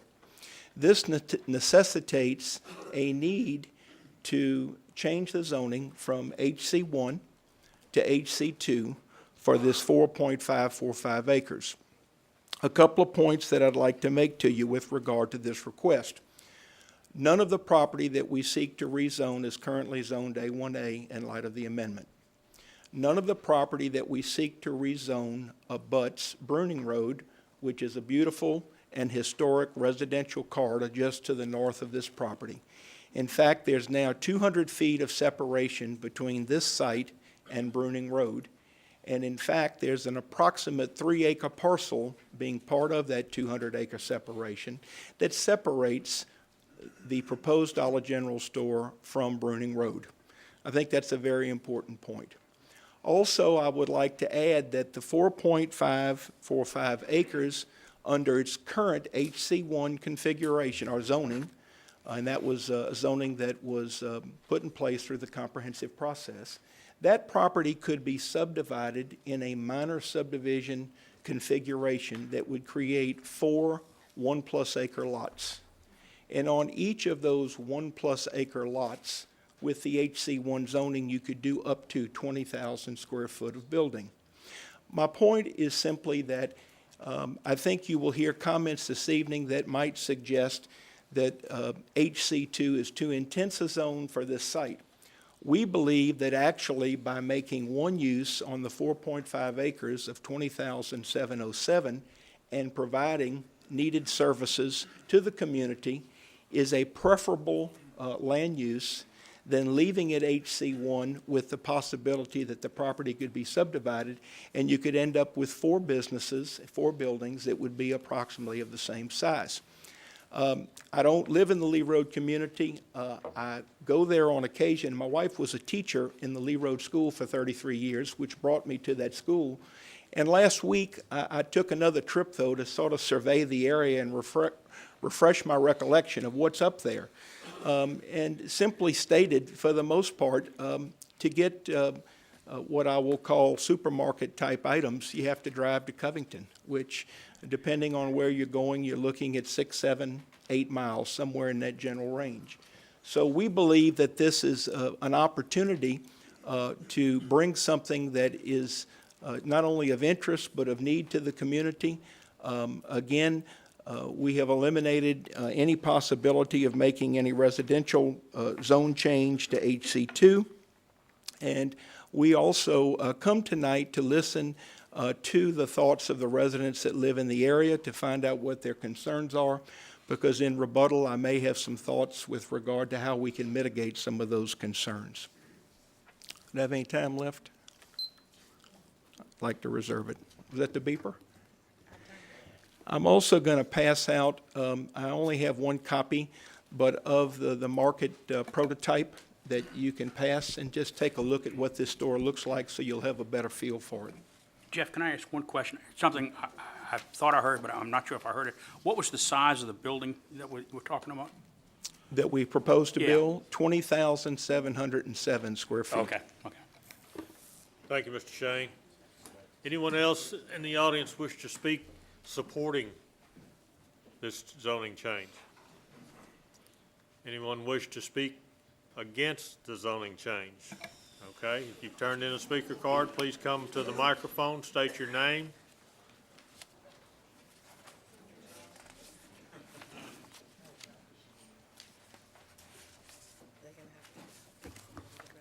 Remember, you've got 10 minutes, and that's for everybody.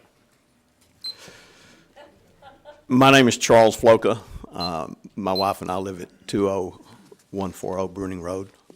We've lived there we lived on Bruning Road for about 30 years. The thing that caught my eye when this was first posted was, in fact, that there was the proposal to take existing residential land and take it to HC2. A lot of the people here tonight have heard that part of this withdrawn by Mr. Shane for the first time. And I know that a lot of people here tonight are probably most concerned about that, because that would have moved the HC2 closer to Bruning Road, and it would have increased the overall commercial zoning.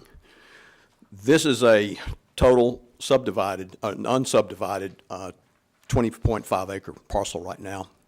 There is about 10.6 acres of HC1 zoning, and of that, as Mr. Shane has just said, 4.5 is proposed to be upzoned to HC2.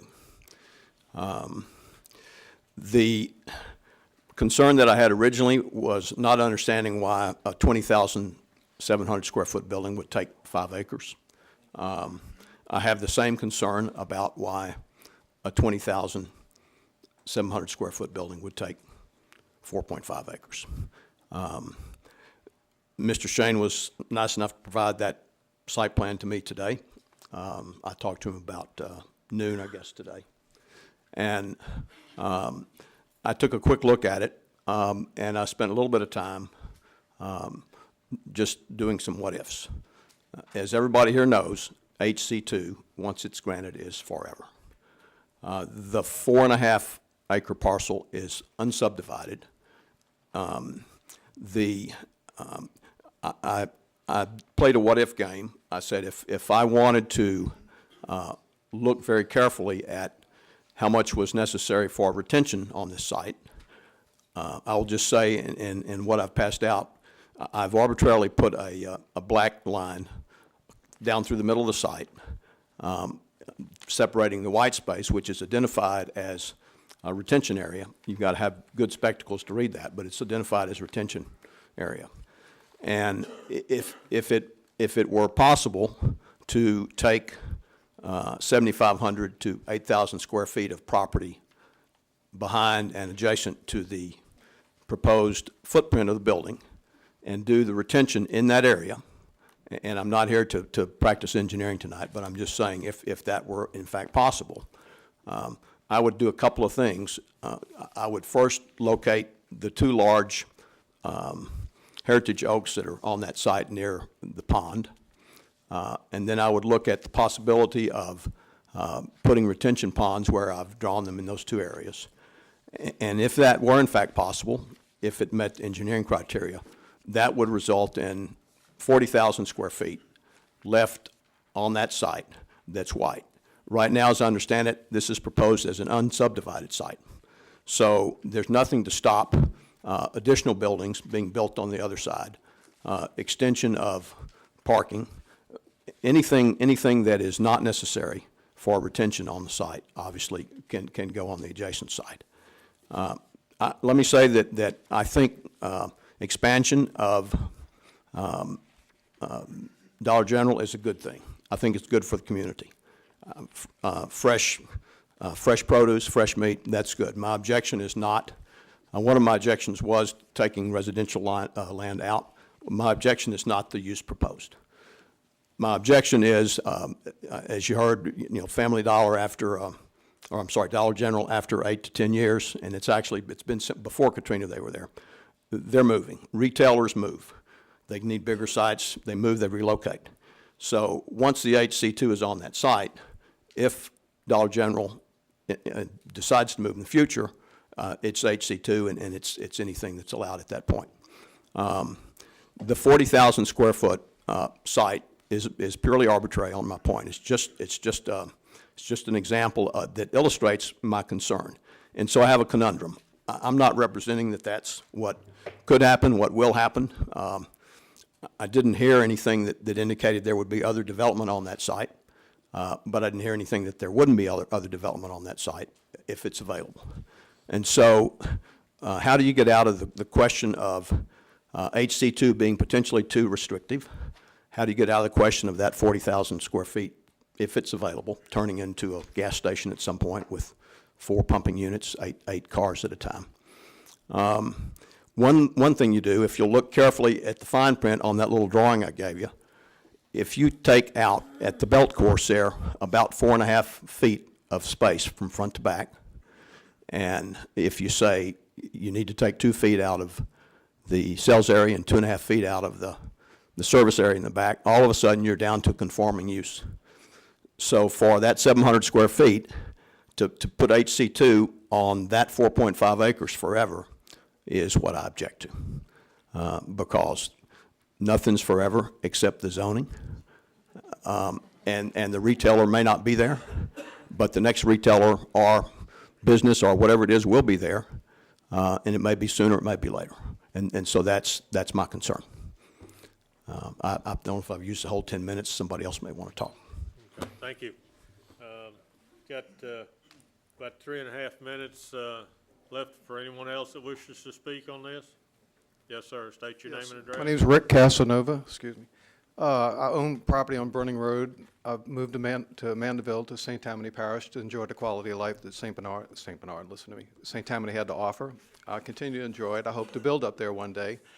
And this is the quagmire that we face here: development versus people who want to maintain the quality of life that we have up in the area. If you drive down Burning Road, or if you've been there, you know what I mean. These guys are excellent businessmen. I don't besmirk them or hold anything against them. And it just really comes down to, we don't want a super dollar store near our residences. It's the surrounding zoning, I believe, is 1 house per 3 acres or 1 house per 10 acres. And we don't like the H1 designation to begin with, much less bumping it up to an H2. So thank you for your time and your service. Thank you. Yes, sir. Come forward and state your name and address. Got about a little over 3 minutes. I'm quick. My name's Darrell Dutch. I live off of Bruning Road. I have a little over 16 acres. That's family farm there. I retired from St. Tammany Parish Sheriff's Department. I'm familiar with that area of Lee Road. It's the first rise in elevation, I think, from Lake Pontchartrain, and it's on the whole face of that property is on an incline one way, a blind hill. The other one coming to it is a blind curve. Numerous crosses are up and down that road, and I don't see any way to make it a safe intersection. Thank you. Okay, thank you. Anyone else in the public wish to speak? You got about 2.5 minutes. Won't take that long. My name's Anthony Gold. I'm an 18-year resident on Bruning Road, and my objections are basically quality of life oriented. There's going to be an increase in traffic. There's going to be an increase in noise, and that's not why we moved out there. We moved out there to live in the rural atmosphere of that part of St. Tammany Parish. Thank you very much. Thank you. Anyone else wish to speak? Yes, sir. Anthony Palazzo. My wife and I live at 20263 Bruning Road. The gentleman explained that we have an expanding need for this area up there, but the roads cannot handle an expanding need. If anyone has been on Lee Road by Barker's Corner, it's a 2-lane highway, as it's listed here, in good shape, no shoulders, and ditches in some areas on the side of the road that's 8 to 10 feet deep. I mean, it's like if you go in there, you could lose a car. And I don't know if anybody's ever been around that area when it's raining and those roads are flooded, but it's a very difficult and demanding area to pull out. We live on Bruning. Sometimes you have to sit there and wait, as Mr. Dutch said, to watch those cars come over that hill, flying over that hill from Barker's Corner. This is a disaster waiting to happen. Nothing could be built in that area that would be safe. Multiple homes, businesses, the road cannot handle it. The big issue is safety. If my child, and I have 5 children, Miss Palazzo has 3 from a previous marriage. That's 8 of our children driving that road with grandchildren. It cannot be a safe area. I'm a physician. I've worked in an emergency room. I worked in an emergency room in New Orleans at Charity, on the North Shore, in Bogalusa. I'm telling you, this is a dangerous situation that we're getting ourselves into. I'm not against business. I am pro-business. But business has to be built where businesses can be built, in business sections. Expanding need. He said there's one in New Orleans. This is not New Orleans. This is Barker's Corner. This is a rural area. Mr. Dutch owns cows. I mean, there's chickens, there's cows, there's rural areas. People grow trees. They grow cattle. And we're going to have a Dollar General store. What's going to happen to the other Dollar General store? It's going to be abandoned? Or are they going to have 2? We haven't heard anything about that. The house that I'm living in is built in 1850. I mean, that's a legacy. 12 seconds. Don't approve this, please, for our children's sake. Thank you. Thank you. Time is up for those speaking against. We'll go to rebuttal. Mr. Shane?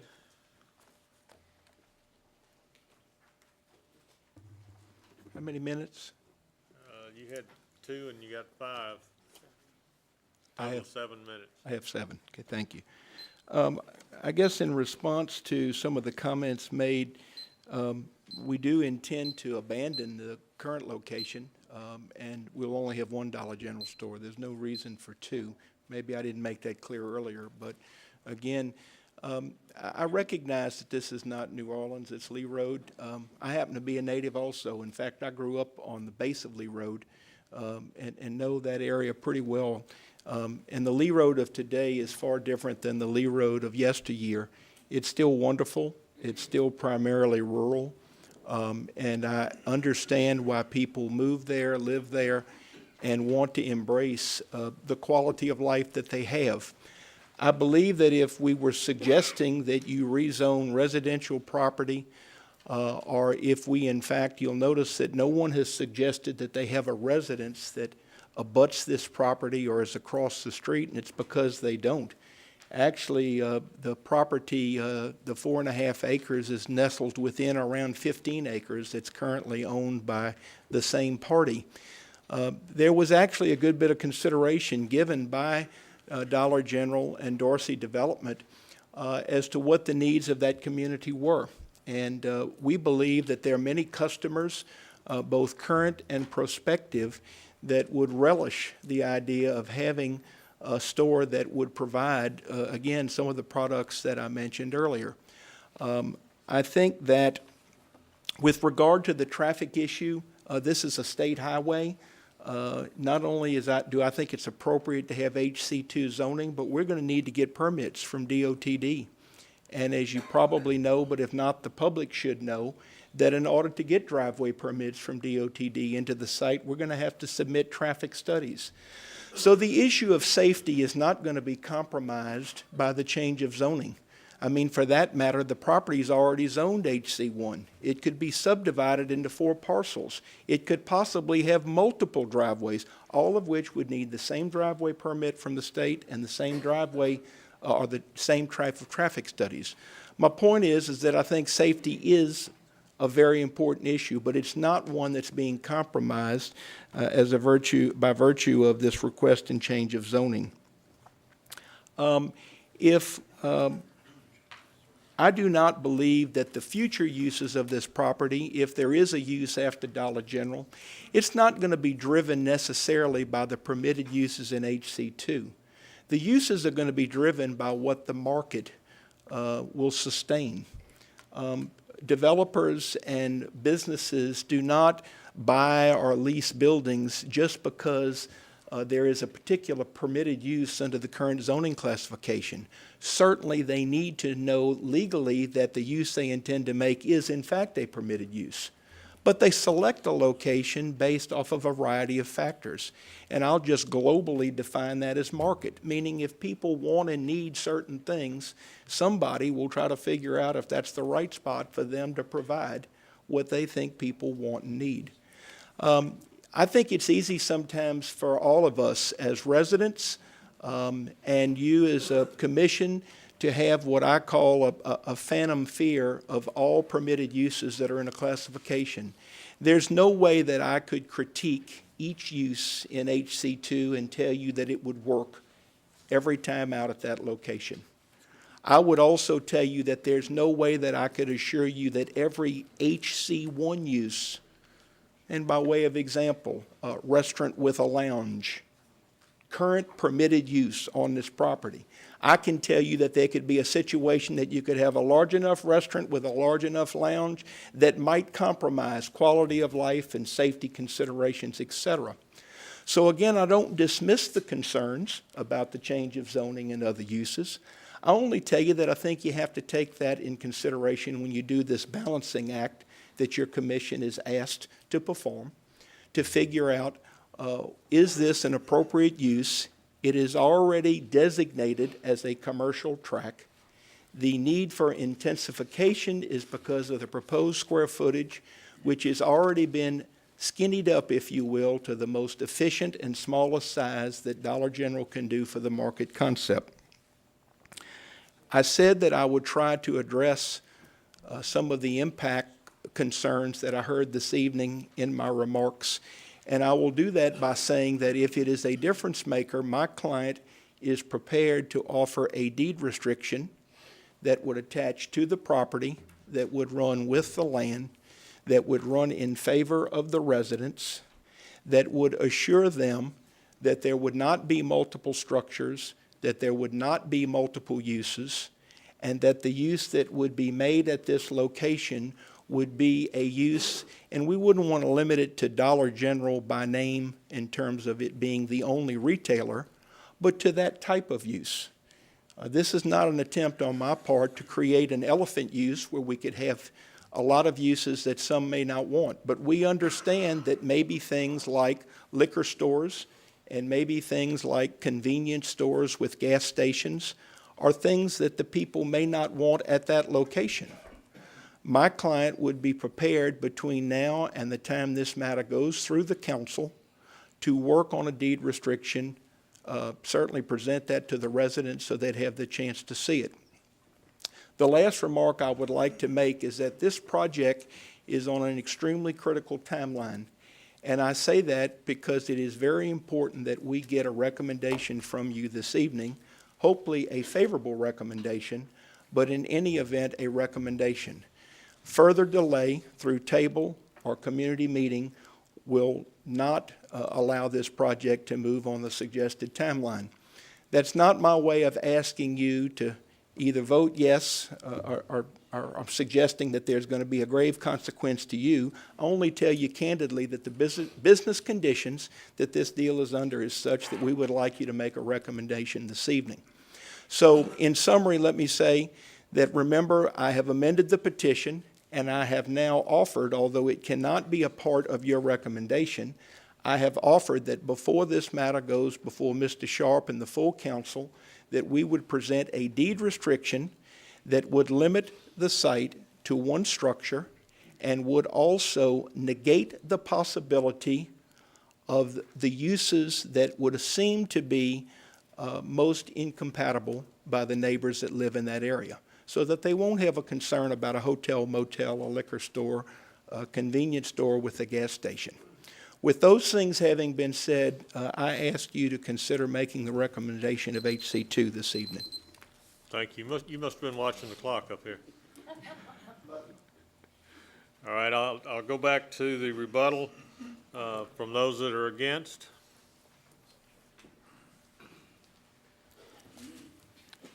This is a lot to go through for 700 square feet. I can confess I don't fully understand the future of the deed restriction, if it runs with the land forever, if this is sold, if some other use comes in, if there's a bankruptcy judge involved.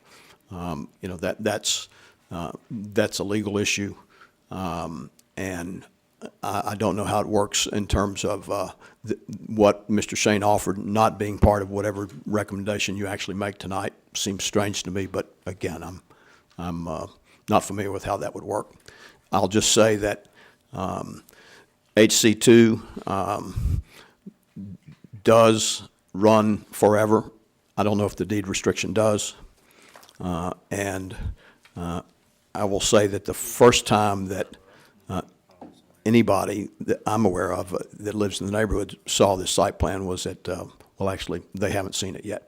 It was you know, sent to me by Mr. Shane today, and I'm remembering the white space on the right-hand side, and I, you know, I just, I don't know how or why that space plays into any future concerns that the neighbors have, because it's a big concern that there could be a subdivision. There might be other uses there without subdividing that can go on that site right now. I think if you zone it, they will come. You know, that's the concern that we have. And for taking out 4.5 square feet of linear feet from front to back out of the middle of that building, to be done with this question at all forever, and to leave all of that HC1 does not set a precedent, or if it does, it sets a precedent in the right direction, because what's to say that the next person comes up and says, well, gosh, there's HC2 up there, well, let's just make the other 6 acres to the right, or 3 or 4 of those acres HC2 as well.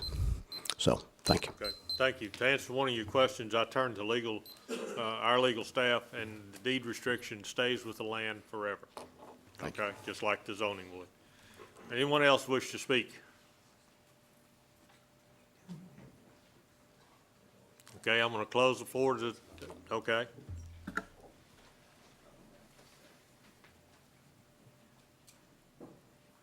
One brief point again.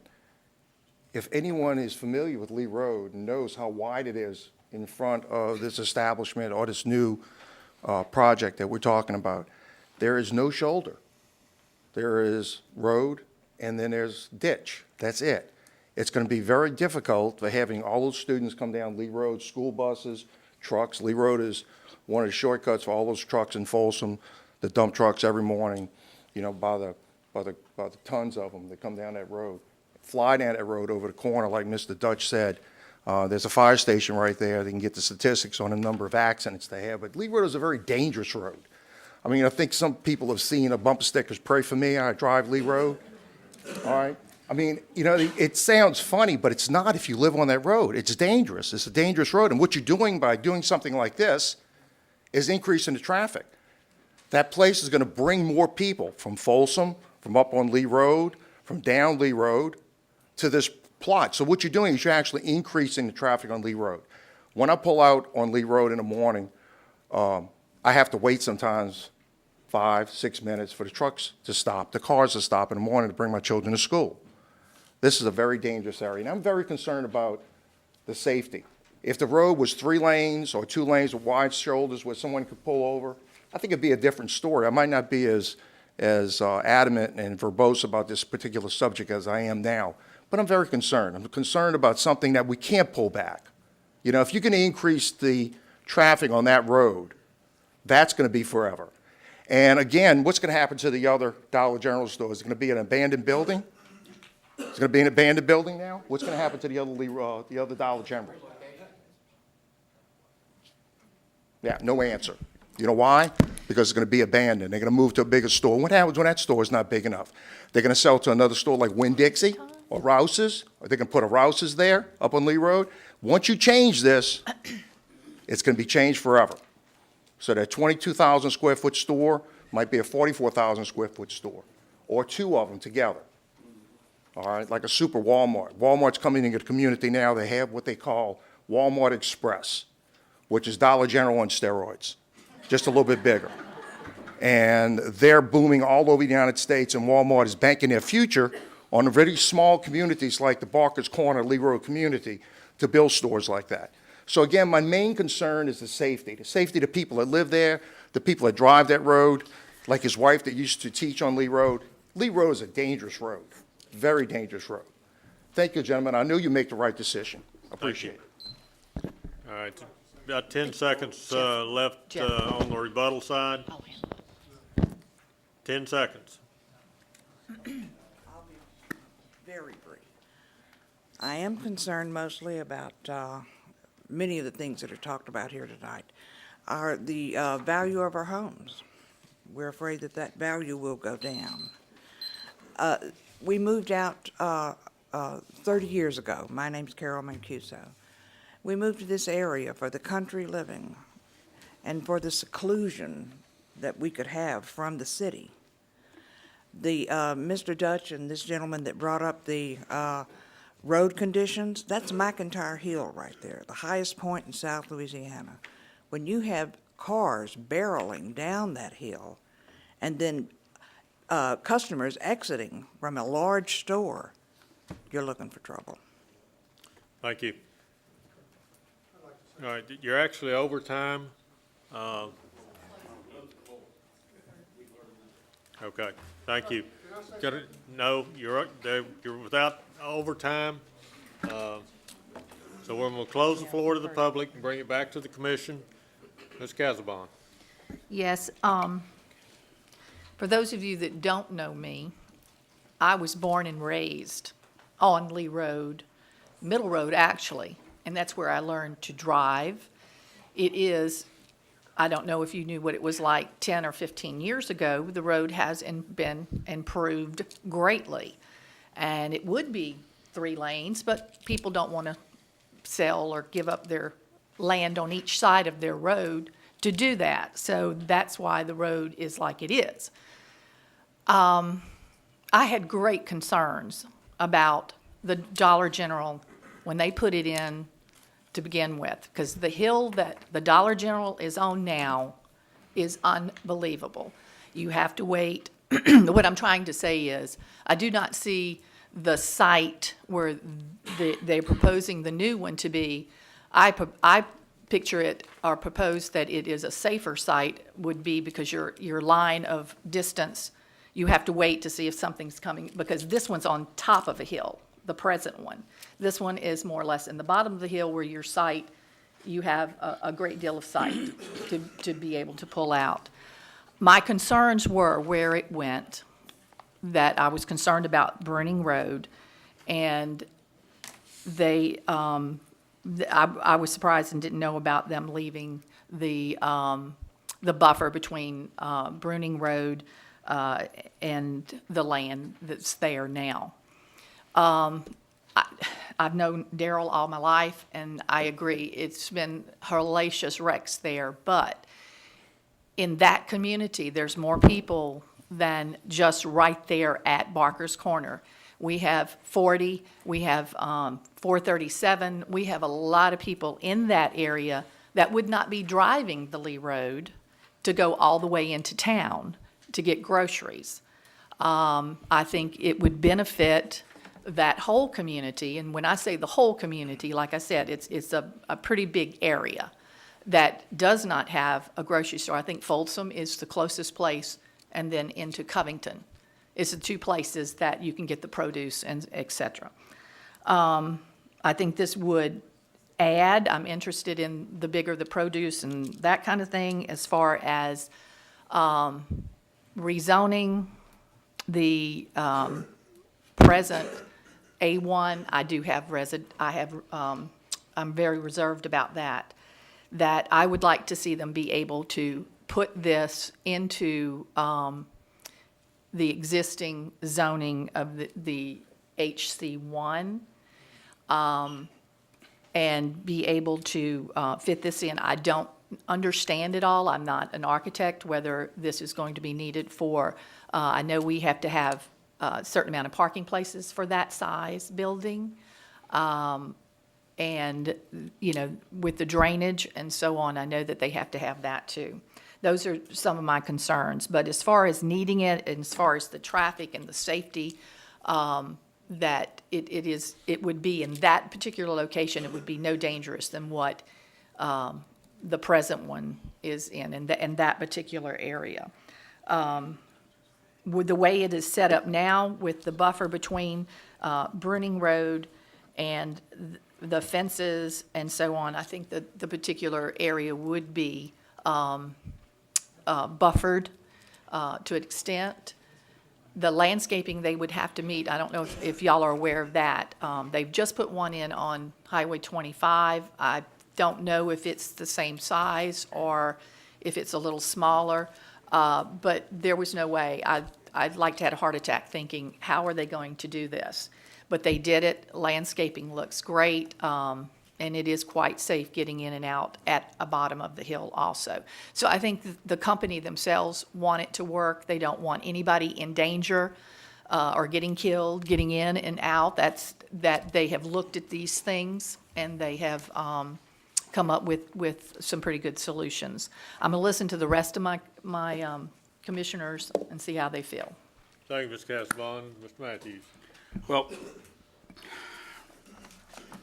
we need to understand that they could build this store now if they cut down the size that the gentleman had suggested. So all of the arguments about we can't approve this because we don't want this type of store there, really kind of fall by the wayside. It's currently zoned for this type of store, but one that is a little bit bigger. I don't want to get into the economies of scale with Dollar General. They say they need a store this size to make it work. I don't know whether that's true or not, but I think they know a whole lot better than I would as to whether they need that extra 700 square feet.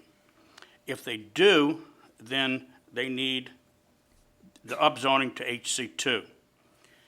I believe that the fact that what Mr. Shane said tonight, that they've agreed to make some fairly significant deed restrictions, the number of buildings that can be put on this piece of property, the size of the building, and the use of the buildings on this piece of property is pretty significant. You pretty much know, I think, from this that you're going to get a Dollar General store or something like it in the future. You're not going to get a liquor store or a drive-in restaurant or a gas station or anything like that with these deed restrictions. And one thing that was brought up is the other store, what's going to happen to it? Well, I believe Mr. Shane said twice that the other store would be closed. And the fact that he didn't answer the accusation or the question about what was going to happen to the store, I really would like to commend Mr. Shane because that would have been out of order. It was not his turn to speak, and he should not have spoken. But I think the simple answer is it's going to be abandoned. They're going to tear it down, lease it to somebody else, something else is going to happen to it.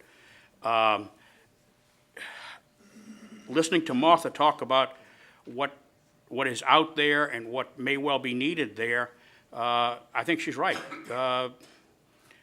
This seems like a good fit to me. Thank you, Mr. Matthews. Mr. Willie. Yeah, I agree with Martha and Bill too, but I got a question about that. Is it 700 feet that we're talking about, Helen? The difference is maximum is 20,000 in HC1? Yeah. I guess I want to hear from Mr. Shane and them. I mean, just how important is that 700 feet? Because the pictures I saw that y'all passed around, they had a lot of open space in between aisles and things like that, and 700 feet on that size of building, it's not much to cut out of. Well, You can cut out in bathroom size, warehouse size, aisle width. There's all kind of ways you can cut it. I can only respond that I agree with you that 707 feet does not seem like an insurmountable amount of space. But on the flip side of it, having handled a good many cases through the years before this group, if you think I didn't shake that out pretty good, because had I not needed that 707 feet, I wouldn't be standing before you this evening. I can only tell you that I'm convinced that upper-level management, architects, engineers, the marketing people, all collaborated. The market prototype was actually over 22,000 square feet, and it was shrunk to 20,707. So I don't say it to be belligerent, but I would tell you that I was advised that after careful consideration and study of this, that they believed that that was the minimum size they could do to do the market prototype. It just seems like it could be possible. Can I ask Jeff Mr. Willie. that- Mr. about while he's up there? I'm sorry. Yeah, About let me go to Mark. His light was, Pug, I'm sorry, his light was on next. All right. No matter how we vote tonight,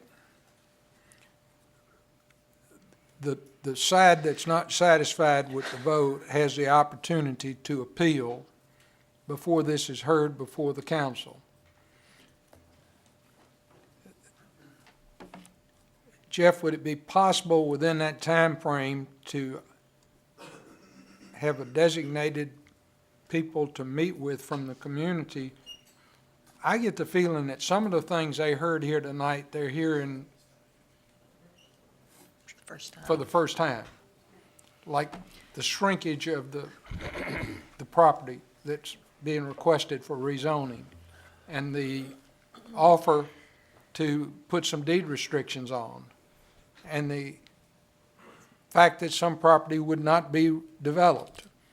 I guess what I'm asking, would it be possible for you all to sit down together and see if you can't reach agreement, and then whoever it is that has filed the appeal would always have the opportunity to withdraw it?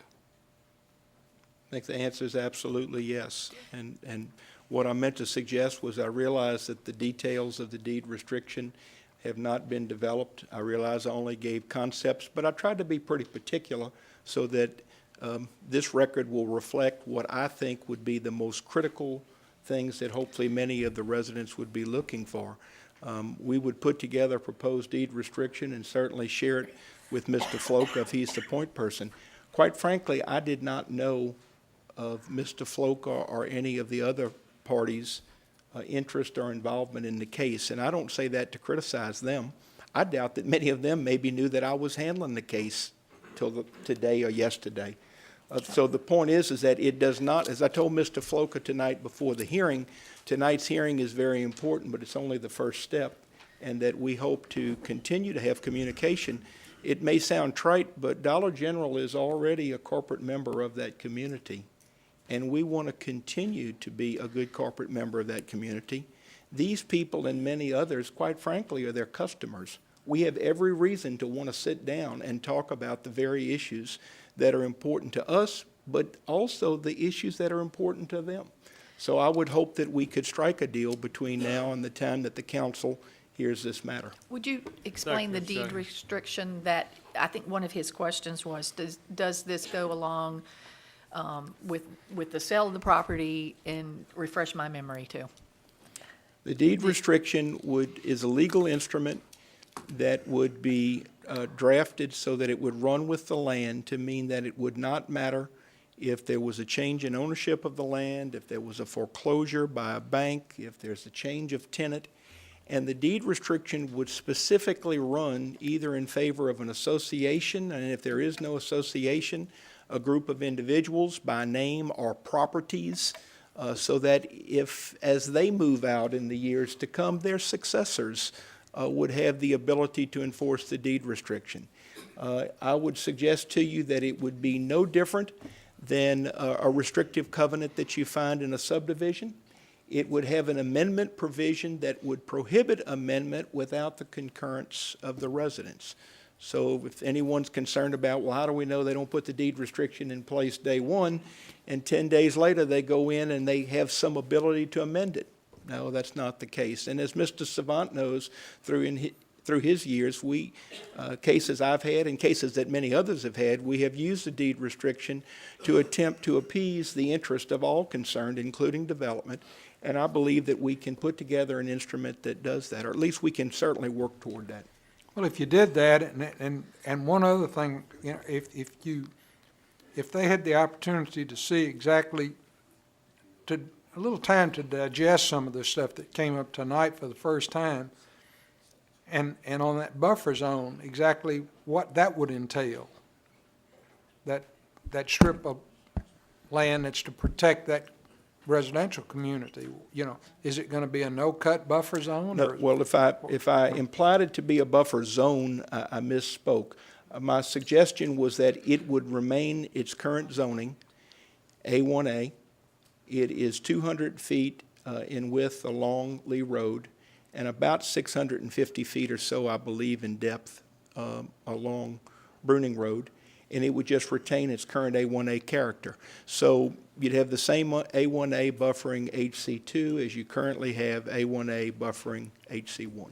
I guess, Jeff, what I'm saying is if you had these things spelled out and you and the community got together, you could see exactly what it is, and either party would have the opportunity to withdraw the appeal, and you'd still be within the 2-week time frame. Yes, sir. Mr. Hines? Yes. You've got enough property here to split 4 ways and have all kinds of things that you certainly would not want in your neighborhood. And I think a Dollar General store would be the least that you, of anything that would be a bothersome thing to you. and therefore I'm going to make a motion that it be approved. I'll second it. We have a motion by Mr. Hines to approve. We have a second by Mr. Matthews. Ms. Casabon, you had your light on? Yes, Mr. Matthews seconded it? Okay. Seconded, right. Yes, and just to let you know that we cannot rezone something on a condition, but I know Mr. Shane will have that deed restriction worked up. And are you interested in meeting with a group that we can go over, maybe with the councilman from the area, and just to go over exactly what we're doing? Definitely will prepare the deed restriction, share it with the councilman, also with the residents, and let the record reflect that certainly before the ordinance is adopted, it's incumbent upon us to propose the deed restriction, literally have it in a written format where everyone can see it, and I don't mean see it the night of the council meeting for the first time. If that's the first time that it's been tendered to the representatives, we understand the matter would have to be tabled another month. But yes, we understand that process, and the idea would we try to put a document together that again would address as many of the concerns that we've heard tonight as possible. And you would agree, Jeff, before the council, that that deed restriction would be filed within 5 days, 10 days, whatever? Yes, sir. Agreed to? Yes, sir. What we typically would do was put it in a format and bring it the night of the ordinance adoption. I would have the document executed, and if in fact the ordinance is adopted, we would record it the next morning. And we would show to everyone that it is in fact executed, and we would record it if in fact the council changes the zoning. And I'd like to ask, is there a homeowners association from Bruning Road, or Daryl get in touch? Mr. Folk, okay, he has. Okay. That's what I'm asking, that y'all put together, that you have something that you will be in charge of this deed restriction. Jeff knows how to get in touch with me, and Okay, good. Thank you. Okay, any further discussion? Please vote.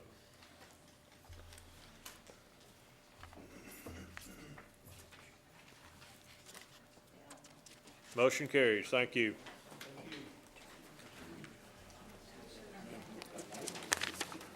All right, page 3, item 10, zoning case 1305-031, existing zoning's A4, proposed zoning A4A.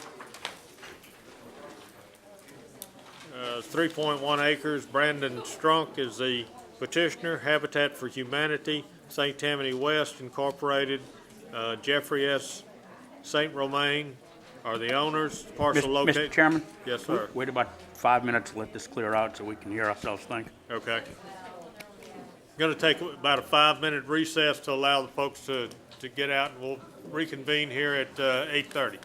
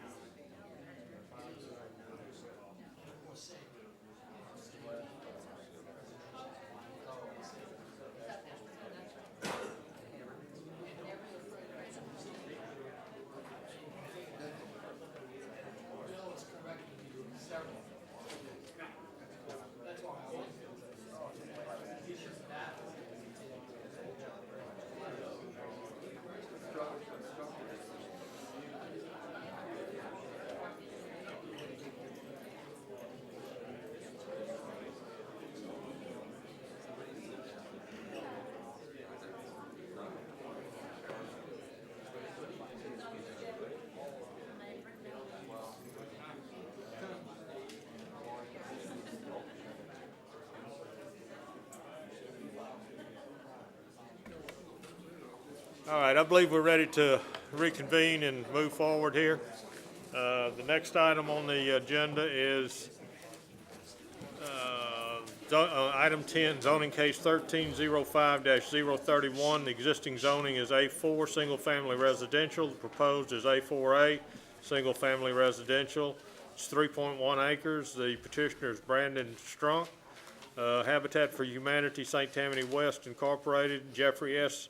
St. Romain, parcel located on the north side of America Street, east of Wilkinson Street, west of Lafayette Street, being the south half of Square 150, Town of Mandeville, Ward 4, District 10. Staff?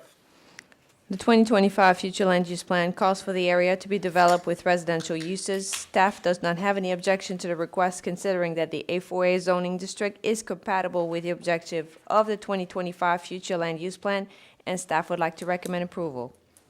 Thank you. Mr. Strunk, are you here?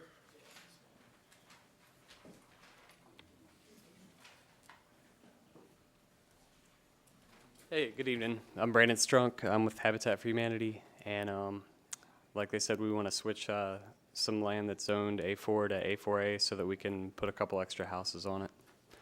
Okay. All right. Anyone else wish to speak for this? Anyone in the audience wish to speak against it? Yes, sir. Please come forward, state your name and address, and if you haven't filled out a... Okay. My name is Mark Laurent. I live in Tanglewood, right across the street from this location. Habitat, I understand, wants to build houses with the linear foot across the front on 60 feet wide. If they look across the street from the land, there's one house that has maybe 60 foot, but the next two have 100 foot across the front of their property. Behind them, there's a small house that has maybe 15 feet on the side that goes into the woods where they want to build. The back side of the houses, one of them is 60 foot by itself, the house, and the house on the other side of that one maybe has 75 feet. So what I'm asking y'all to do is, I don't mind the houses coming in, but in order for them not to look like army barracks separated by just a little bit side yard, I'd like the lot to be expanded maybe to 75 feet to address the issue all the way across and make it look more like the neighborhood that it's facing. Okay. Thank you. Anyone else wish to speak on this? I'm going to close the floor to the public, bring it back to the commissioners. Mr. Matthews. Yes, sir. Mr. Strunk, would you come up, please? Got a couple of questions. You're planning on putting at least 18 units per acre on this piece of property? We're planning on putting 12 units total, 4 facing each of the streets that the property currently faces. 12 units? Yes. A4 would allow 12 units. Is that correct? Per acre? The minimum lot width under A4 is 90 foot wide. Okay, so, I haven't made the calculation myself, however, it may not fit because of the minimum lot size, minimum lot width. and as I understand it, the side yards are required to be 10 feet, and some of the side yards here are only 7.5 feet. So that doesn't fit. Isn't that correct?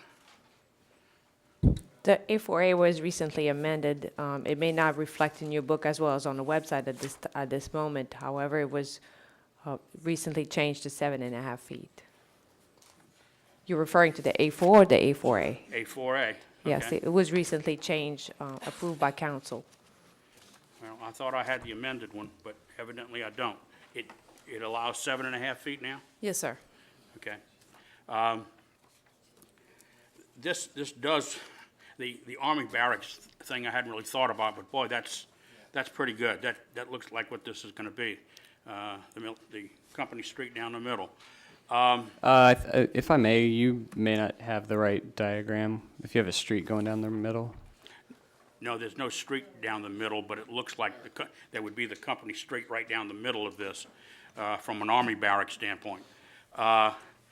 This just seems like there's too much in too little property, and I think we should not approve this. And if no one else has anything to say, I would move to deny. We have a motion and a second to deny item 10, zoning case 13-05-031. Any further discussion?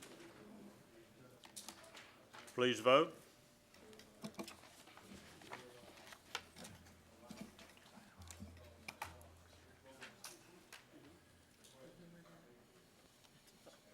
Motion carries. We have 8 yeas and 1 abstention. There's Two. two? No, there's just one. Just 1 abstention. All right, mine goes with the, yeah. Okay, thank you. Item 11, zoning case 13-05-032, existing zonings A3 Suburban District and NC4 Neighborhood and Institutional District. Proposed is NC4 Neighborhood Institutional District. It's 1.65 acres. The petitioner is William R. and Terry Hughes. The owner is William R. and Terry Hughes. Parcel located on the south side of US 190, west of Square Road, east of Leaning Oak Drive, Ward 8, District 13. Staff? The 2025 future land use plan calls for the area to be developed with commercial uses, and staff would like to recommend approval. Thank you. Anyone, Mr. or Mrs. Hughes? Yes, Mr. Hughes. Okay. To us, it was pretty clear that once the Fremo off-ramp went in and the new bridge was built on Shortcut Highway, that there was going to be a transition that started in that area to commercial, and it seemed to us foolish to do anything else with the property. Didn't seem that there was any future in doing a residential build. Also, a portion of the property is already NC4. So we would just like to complete that entire parcel being zoned with one zone. Okay, thank you. Anyone else wish to speak for this? Anyone wish to speak against? I'll close the floor to the public, bring it back to the commissioners. Ms. Casabon. Yes, I'll make a motion to approve. It ties into the other NC4. Motion by Ms. Casabon to approve. Do we have a second? Second by Mr. Willie. Any further discussion? Please vote.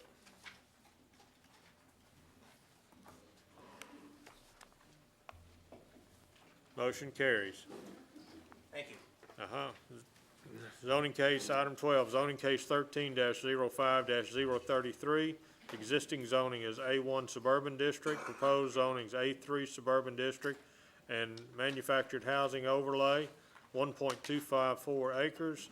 The petitioner is Richard Ruiz. The owner is Richard P. and Deborah Ruiz, parcel located on the west side of Bernie Lane, south of Joyner Weimer Road, being 72244 Bunny Lane, Covington, Ward 1, District 3. Staff? The 2025 future land use plan recommends the area to be developed with residential uses, including manufactured homes. There are several manufactured homes in the vicinity. Staff does not object to the request for the MHO overlay. However, there is no compelling reason to recommend approval of the request to rezone A3 to A3, considering that the area is surrounded by A1 zoned and developed with parcels of land with a minimum of 1 acre or larger. Staff recommends that the request for the manufactured housing overlay designation be approved and that the request for A3 designation be denied. Thank you. Mr. and Mrs. Ruiz? How y'all doing? Just fine. You've heard the staff recommendation, right? Yes. Okay.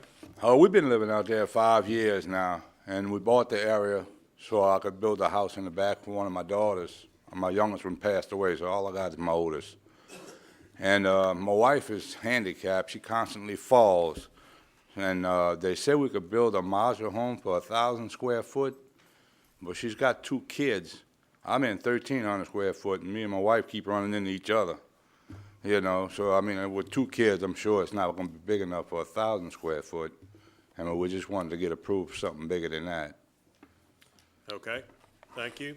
Anyone else wish to speak for this? Yes, sir.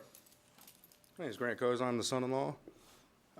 Basically, like he said, it's only financially feasible for us to get a double wide that has the amount of space we need to raise a four-family on a, 1,000 square foot modular just isn't big enough. They're gonna be with us till they're 18, and that's not a lot of room. Okay. Did you fill out a card, speaker card? No. No, please Helen, do. why do they have to have the A3? The property is 1.2 acre and it's currently zone A1. So it would only allow them to have one residence on the property. And in order to be able to have sufficient to meet the density requirements of A3, then they would have to Because- rezone to A3 to be All right, allowed and to have a there are second other residence. mobile homes and things there, right? Yes. Yeah. That's a particular area, yes, that there's very few 5 acres or larger there. And again, there, if there is some, they divide it up to be able to put their families on it and stuff. I'll make a motion to approve. We have a motion I to got a approve. question. We have a second. Question? I got a question. Seconded by Mr. Davis. Mr. Willie. I know we don't have a whole lot of land here, but they're really looking to go into, are they gonna subdivide this into legally two parcels? We Or is it gonna could. be just one parcel? We could do that. We'd like to keep it as one, but we know we have the option to subdivide it.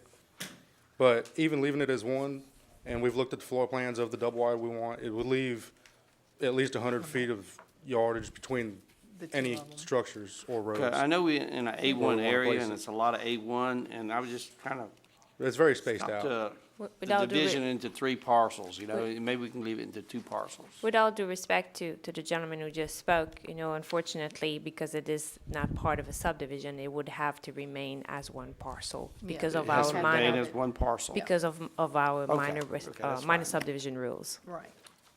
So We you don't have to divide. We have a motion and a second. Any further discussion by the commissioners? Ms. Casabon, you have anything? Okay. Please vote. Right. Motion carries. Thank you. Item 13, zoning case 13-05-034, existing zonings A1 Suburban District, proposed zoning A1 Suburban District, and manufactured housing overlay. It's 1 acre. Petitioner is Derek L. and Roxandra M. Gill. Owner is the same. Parcel located on the west side of Bunny Lane, south of Joyner-Weimer Road, Ward 1, District 3. Staff? The 2025 Future Land Use Plan recommends the area to be developed with residential uses, including manufactured homes. There are several manufactured homes in the vicinity. Staff does not object to the request and recommends approval. Thank you. Mr. and Ms. Gill here? Yes, sir.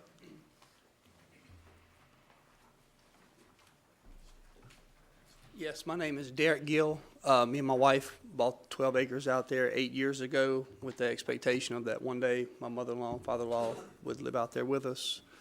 3 years ago, my mother-in-law was diagnosed with MS. We have a letter from a doctor stating that she needs a caretaker at all times. My wife is a stay-at-home mom, and this would just be very beneficial for us and for them, obviously. So we ask that y'all approve that for us. Yeah, we're not Okay. changing the zoning in any way on this, so we're just putting the manufactured overlay, That's which is correct. fine. That's correct. And I'll make a motion to approve.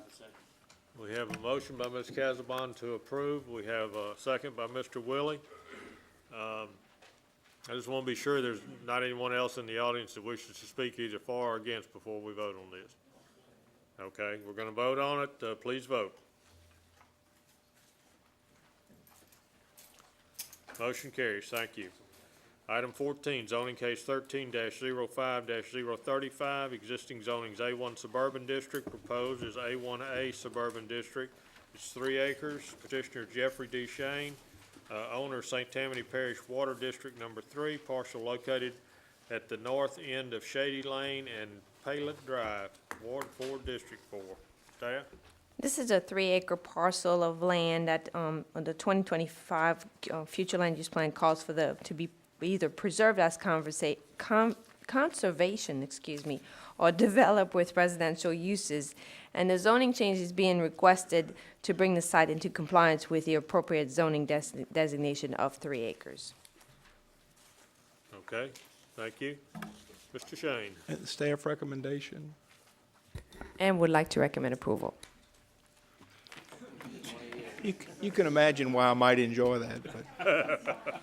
But, Jeff Shane of Jones Fussell, and I have the pleasure of representing St. Tammany Parish Water District Number 3. In my view tonight, before you is one of the simplest cases you will hear, in that the Water District has recently acquired this 3-acre parcel, and its hope and intent, based on the need of its customers and constituents in the district, is to install a water well, water storage tank, possibly a water filtration system, and perhaps a small pond on this site in the future. You will note that the property is currently zoned A1, single-family residential. We acquired 3 acres by a judgment of expropriation. For those of you on the commission or in the general public that are not familiar with expropriation, it is a power or a right, I should say, that is afforded certain public bodies that if they can demonstrate a public need, a need to acquire a property, and a court agrees, the court can require that the landowner relinquish ownership of the property to the public body, and that's what occurred in this case. If you are familiar with the A1 and A1A zoning districts, you will also note that one of the permitted uses under miscellaneous uses is community central water treatment well and storage facilities. The only reason this matter comes before you is that the parcel sought from the former owner and awarded to the water district as a result of the judgment of expropriation is 3 acres in size. For us to continue and make use of the property as A1 would in fact be a non-conforming use, because A1 requires a density, as you know, of 1 unit per 5 acres. And although we don't intend, of course, to make a residential use or construct a residential unit, we don't think it's in the best interest of the district to own a property that is not zoned appropriately in light of its size. I'm sure also that for financing, bonding purposes as well, it would be very important for the district to have the more appropriate A1A zoning for this parcel. There are no plans, nor is it the water district's intent to place any sewer facility on the site, despite that comment in the staff report. It is only, again, a water well, a storage tank, and the possibility of a various filtration system and/or pond, again within the 3 acres, all of which must conform with all of the requirements as it relates to setbacks, buffers, screenings, etc. We understand that the code requires that certain safeguards be put in place because, of course, we are surrounded by other properties zoned A1. With that having been said, we ask that you recommend to the council that they rezone this property A1A. Thank you, Mr. Shane. Anyone else wish to speak for? Okay, anyone wish to speak against? I do. Ladies and gentlemen, my name is Clint Pearson. I represent an elderly lady named Ms. Zackin that owns probably 125 to 150 acres. It's on the river, and it sits between Covington Country Club and Beauchene. It's formerly known as the Paylett property, is a common name for it. Anyway, St. Tammany Water Works District Number 3 is a water service company that operates in Covington Country Club and Riverwood, and they provide the central water service to those 2 subdivisions. This 3 acres does not lie within their territorial limits of operation. They don't have authority outside of that those 2 subdivisions. To my knowledge, they never have had the parish council extend that authority. That's an issue in the lawsuit. Ms. Cheney is correct. They won the expropriation case, but that case is on appeal, divided of appeal right now, and that means that we just finished writing. I wrote my brief, and the Waterworks lawyer wrote their brief, and they will assign it for oral arguments, I guess, in about a month. There's a real good chance that that case will, the expropriation judgment will be reversed. There was some, we think, glaring errors in that decision, mostly having to do with what he just said.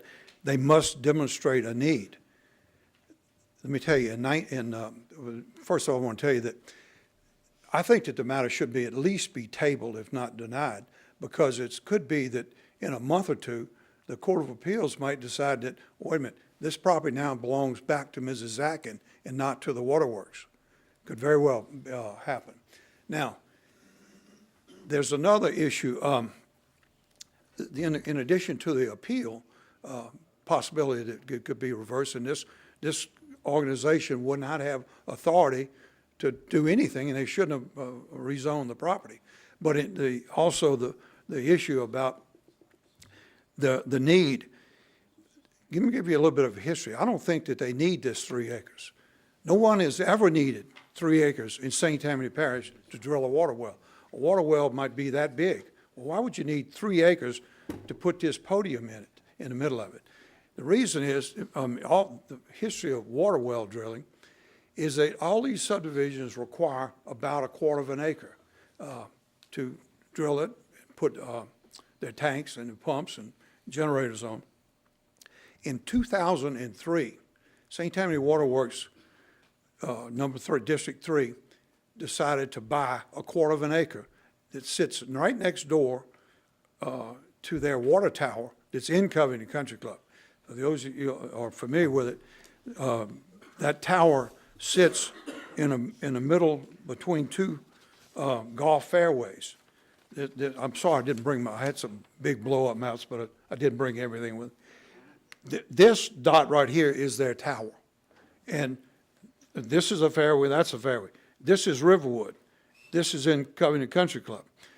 The 1/4 acre they bought was this piece right here that's now cleared. It was not cleared when they bought it in '03, but they bought it ostensibly for the purpose of, so one day we can drill a new well. And it was right before Mr. Dick Blossman brought the entire golf course, which has a finite life. He's now, as you know, Mr. Shane tried to get it rezoned, so re-subdivided and rezoned, I guess, so he could build the golf course out residentially. He lost that argument, and he's now filed suit, and that suit is part of our suit that's on appeal, and it says in there, he says the golf course is a money-losing operation. So obviously he wants to close it. Now, but he's required to operate, I think, till 2016, if I'm not mistaken. They bought the property, and they hired an engineer in Baton Rouge named Joe Harmon to come out and help them select a site. They selected 1/4 acre site right next to where they have their water tower. They may drill a future well. And Mr. Harmon had soil borings done. They paid $50,000 for the property. They paid, I don't know how much they paid Mr. Harmon to do the soil borings test, but the tests were good, so they bought the property in '03. And they didn't do anything with it until in '05. They must have said, well, it's now time to drill another well. So they hired, in '05, they had Mr. Harmon produce some engineering drawings of what would fit on this 1/4 acre. And it's a well that produces, it's as big as any of the 2 wells that they operate presently and have for 40 years. This well is equal to either one of those. But he produced all the drawings showing where everything would be, the well, the storage tank, the generator, the chlorine shed, and whatever else they needed. Then, that was in '05. In '06, the minutes of and I can give you all this information, it's all in the lawsuits, it's on appeal. In June of '06, the Waterworks District Number 3 approved Mr. Harmon executing a contract for $40,000 to clear the trees on the 1/4 acre so they could get their drilling truck in there. And then the next month, in July of '06, there's in the evidence that Mr. Harmon has some notes saying the trees are cut, the drill truck can now reach the site. So they were planning to drill the well. But the only problem with it. They knew that they were going to drill a well there, but they found out that they didn't have enough electricity, so they needed a three-phase line. And to get the three-phase line, they needed to do an underground line running to Riverwood. Clico has the power over there, so they were going to go from the well site, new well site, which they just cleared, and they're going to expropriate. But Mr. Blossman, apparently it's in their notes, told them, I want $90,000 to drill an underground thing under his golf course. It wouldn't interfere with golf, not 1 minute. In fact, they wouldn't even know it's there, just like an underground water line. Well, so rightfully so, the Waterworks District minutes of their meetings show that they said, well, that's entirely too much, that's ridiculous. And they hired an appraiser to go appraise, how much do we have to pay Mr. Blossman to put an underground line under his property? I had two engineers, one with Owen and White from Baton Rouge, Roy Wagersbeck, as well as Oscar Boudreau, testify that they put in lots of underground electric lines, and they estimated the cost would be to put in the line to be $12,000 to $15,000. I don't know what the appraisal was amount, because they all of a sudden, before they got the appraisal back from Mr. McHenry, is who they hired, they switched. They switched and just abandoned the quarter of an acre and said, we'll go get 3 acres from Mrs. Zackin. Why? Nobody in this parish has ever needed 3 acres to drill a well. After the suddenness of that, Mr. Harmon testified that in August, remember he wrote him in July and said, I've cleared the trees. In August, they called him to a meeting, and they had Zeke Galloway, who's the maintenance guy, at the Waterworks, take him out and show him the 3 acres. And so he was out there, and I asked him, I said, well, Mr. Galloway, who showed you, when did you first hear about the 3 acres? He said, well, when Mr. Galloway showed it to me. I said, well, up until that moment, that was in August of '06, had you ever told your client that a quarter of an acre might be too small? He said, no. There's not one piece of paper by any engineer, Harmon or Einstein, or anybody, saying a quarter of an acre is too small. So they switched, suddenly they needed 3 acres. It's a myth, it's really a mystery why they need that. Particularly because the engineers, all the engineers, including Mr. Harmon said, well. 1 minute left. That's all? That's it. Brian Missage testified. Brian Missage is the head of the Safe Drinking Water. He's housed in this building over here, works for the Louisiana Department of Health and Hospitals. He testified, and I'll quote, Mr. Missage, do you know of any reason, and his organization monitors all 261 wells in St. Tammany Parish. I said, do you know of any that have filtration systems? That's why it needed 3 acres instead of just a quarter to construct the necessary filtration. I said, do you know of any well in St. Tammany that has pressure filters on their wells? No, I don't know of any. And so I said, okay, well, let's talk about compliance. Has St. Tammany Waterworks District Number 3 ever been issued any citation or compliance order by your department telling them you're not doing the water right, you got to clean it up, there's something wrong? He said, no, nothing. He knew of zero reason why they. Please wrap up. Your time's up. I would ask that the commission table this matter to give the Court of Appeal time. Let's find out whose property is this really going to be.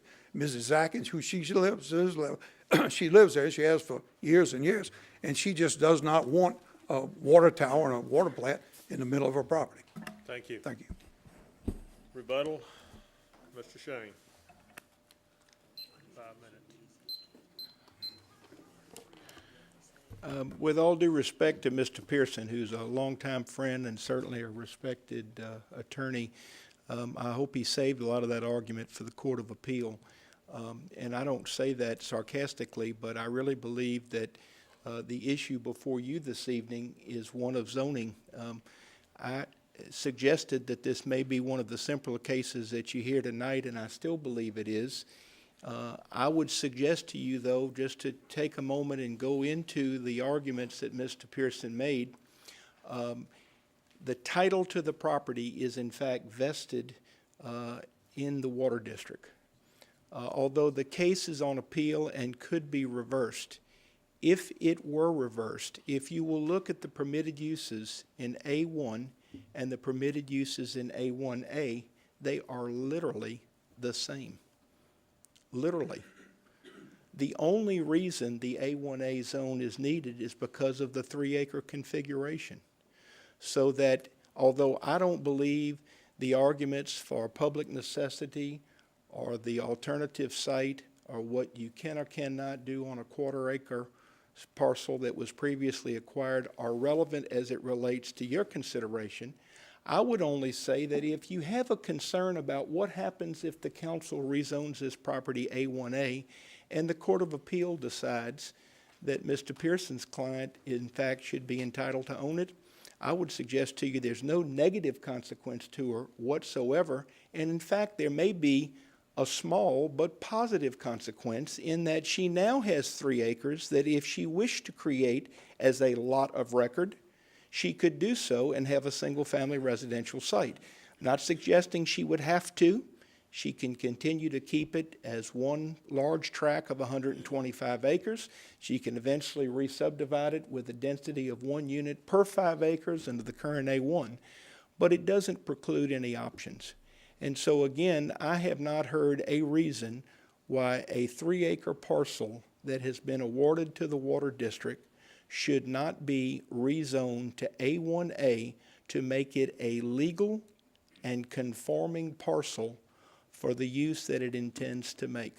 I might add that the Water District wants and needs this property for a very compelling reason. It's to meet not only the current but future needs of its customers, both as it relates to capacity, pressure, and certainly for safety considerations. I would ask you to take those things into mind as well. The district elected to go forward with the zoning process, knowing that the zoning process takes approximately 5 months, and knowing that it would not have to start, if you will, they did not believe it would be wise to start the zoning process after the appeal process was completed. We understand that the appeal may affect the district's rights, and that's a risk that we're willing to live with and live under. But we also believe it's important for the board to do its duty, and that is to continue to try to provide for the current and future needs of its customers to have an additional site where it can in fact put in these facilities. Thank you, Mr. Shane. Mr. Pearson, rebuttal? The need is important. Every person that asks for rezoning has to have a need to have it done. These people don't need this 3 acres, and they don't need for any reason. They have a 1/4 acre, and like Mr. Message and all the other engineers said, that's an abundant size property to do it. The only reason you need filters is if you drilled it and arsenic came out of the ground. You gotta treat it. Well, people don't. One of the engineers just got through drilling 2 new wells in Beauchene. I said, well, do you have any filtration on it? No. Do you know of any filtration that was required anywhere in St. Tammany? No. A 1/4 acre is enough. They don't need another site, and they particularly don't need one that doesn't lie within their operational authority. Now, the deal about their future needs and all, I can tell you, Covington Country Club and Riverwood are built out. They've been built out since I moved to Covington, and I bet there aren't 6 lots total in the 2 subdivisions. There's 800 houses. It's built out. There's no new phases coming online, except possibly Mr. Blossman is going to try to get his golf course turned into some more houses or more living units or whatever. That would be the only thing that could be done. Well, I don't blame you for quoting $90,000. Maybe I can get them to go somewhere else and get out of here, so when I convert to houses, I don't have this waterworks in my front yard. Put in Mrs. Atkins. On their needs, the Waterworks District Number 3 has never had a monitoring well, monitors on their wells to determine exactly how much water they're using. They have no meters in either one of those subdivisions. So after the suit was filed, to try to breathe some life into justifying the need for 3 acres instead of a quarter, and they gotta put filtration system out there to treat water that they don't even know what the quality is yet. And if it's bad, it'd be the first one that was ever bad in this parish. But they put flow meters on the 2 wells. I think I can quote it exactly. The average, the experts testified this, the average for 800 houses in the United States using the average amount of water that they use, it came to 495,000 gallons per day. The 2 wells that they have that they don't check the use of produces, they use 900 and something, 950, I think it is. It was almost just a little bit under double what the national average is water just going into those 2 subdivisions because they don't have any meters. So they're wasting as much as they're using because the need is the national average only half of it. So to say, well, we got to have another well to have some more capacity. Why? If you're already drowning, you're using twice as much water. And besides, no reason not to rush into this zone. For 10 years ago, they bought the 1/4 acre. Here we are 10 years later, and they said, we got to go forward with the rezoning. Why not wait for the Court of Appeals? It may take a month or 2. I don't know how long it'll take, but we'll know definitely. And that will solve the issue about whether or not they have a need. Thank you. Thank you, Mr. Pearson. I want to close the floor to the public, bring it back to the commission. Mr. Matthews? Couple of comments. First of all, the appeal that it keeps talking about, I think it is a devolutive appeal, which means that anything can go forward, the parties can go forward with their use of the property. It's not a suspensive appeal, which means that they can't go forward. So we can go forward with the zoning, even though there's an appeal. If perchance the appellate court comes back in not a month or so, I would be surprised unless the different appellate court, but most of the appellate courts I've ever seen in my life were several months, that if they come back and say that the waterworks should not have taken it and give it back to the lady, and she would like it rezoned back to A1, she can always come back to us and ask for it, and I'm sure we would have absolutely no problem doing that. But right now, the waterworks says they own the property, and according to the courts, they do. They say they want to put equipment on it.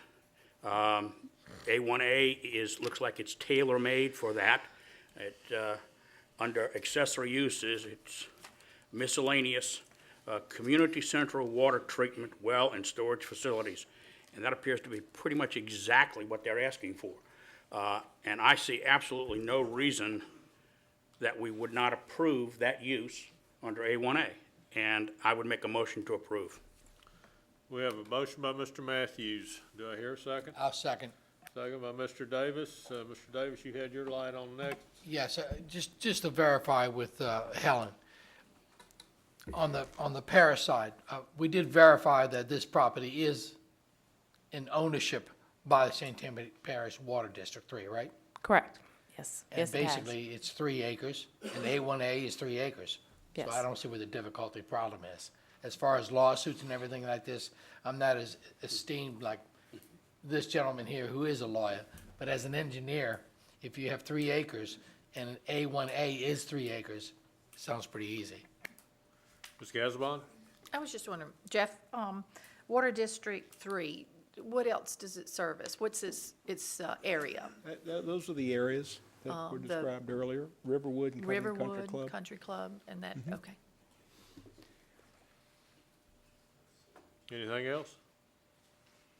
Okay, so we have a motion and a second on the floor to approve the zoning on zoning case 13-05-035. Please vote.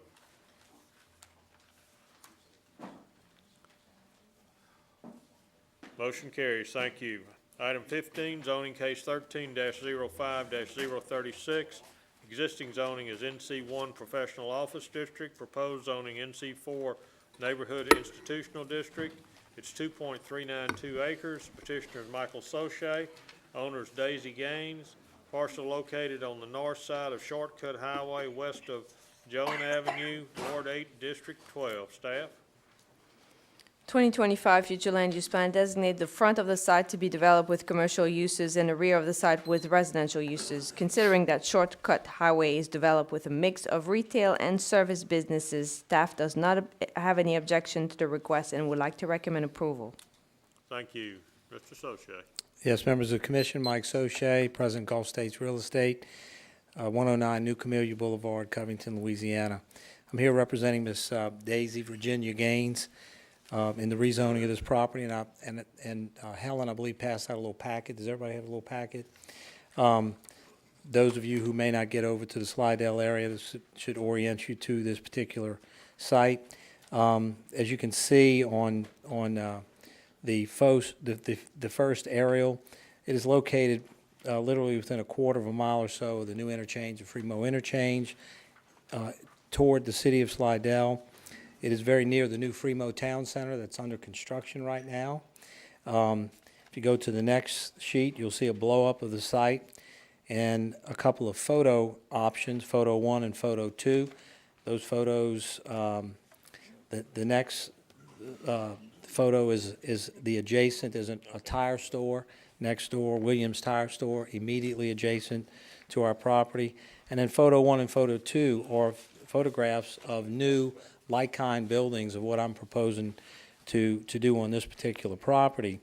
The Summit construction will certainly be a renaissance of this area in Slidell. As a matter of fact, Slidell is doing a master study of the Fremo corridor. Before filing this rezoning request, I did meet with the councilman in this area from Slidell, and if you look at the last colored zoning map, the areas in gray are City of Slidell properties. You can see that they surround our site, the site here that I'm representing tonight. And you can also see that if you start at the interstate and work your way back into Slidell, there's heavy commercial uses, HC2. It goes into NC4. I am immediately adjacent to NC4. And equally important, as you go further into the city of Slidell, you will see some additional NC4 up the corridor. The city of Slidell has plans for the Fremo corridor. Again, there's a master study being done right now. They expect Fremo, which is really the closest entrance to the city complex, to be redeveloped. And Mr. Buddy Lloyd and other councilmen I met in the area did not have any objections to me filing this request. The property is almost 2.4 acres. It's large. NC4 allows for 12,500 square foot buildings. Obviously, on 2.5 acres, you could probably accommodate a building of 20,000 square feet. All of the users that I'm talking to right now, many of which are existing businesses in Slidell that are located closer to the lake, may have flooded in Katrina, are expanding their business operations. They're looking to get a little further north, put a little distance between them and Lake Pontchartrain, and they would need this particular zoning in order to accomplish that move. So unless you have any further questions, I would ask that you please approve this case. Thank you, Mr. Soche. Anyone in the audience wish to speak for this? Anyone wish to speak against? I'll close the floor to the public, bring it back to the commissioners. Any commissioner wish to make a comment? All right. I move we approve. I make a motion to approve. Mr. Mackey, motion to approve. Second by Mr. Manella. Okay. Any further discussion by the commission? Please vote. I don't know who's what. Motion carries. Thank you. Thank you. Page 4, item 16, zoning case 13-05-037. Existing zoning's A2 Suburban District, proposed zoning's A2 Suburban District and manufactured housing overlay. It's 1.64 acres. The petitioner is Randy Falgout. The owner is Randy Falgout. Parcel located at the northwest corner of Press Sharp Road and Maurice Taylor Road, being parcel D, Ward 2, District 6. Staff? The 2025 future land use plan calls for the area to be developed with single-family residential and agricultural uses. There is a mix of stick-built homes and mobile homes in the area. Staff does not object to the request and recommends approval. Thank you. Mr. Falgout, Ms. Falgout.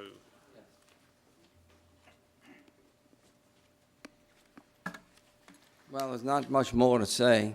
It is a mixed neighborhood, and staff approved it, so I'm not going to waste any more of your time. Okay, thank you. Anyone else wish to speak for this zoning? Anyone wish to speak against this zoning? Please step forward to the mic and state your name and address.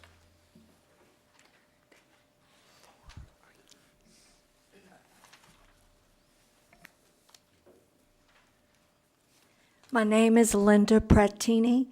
I live at 83272 Press Shop Road. And I've been there about 10 years. And we bought the property in '01 and built a house in '03. I have a 3,600 square foot house. And I pass this area all the time. It has been an eyesore from the very beginning, with a pond that never held water, was always needed to be cut. And then, for some reason, they decided to fill the pond with junk. And someone made them take the junk out and fill it in. And now he wants to put a mobile home, which is going to decrease the property of everybody in the neighborhood who has a nice home. Thank you. Okay, thank you. Mr. Falgout, you have any rebuttal? Oh, I'm sorry. Someone else wish to speak?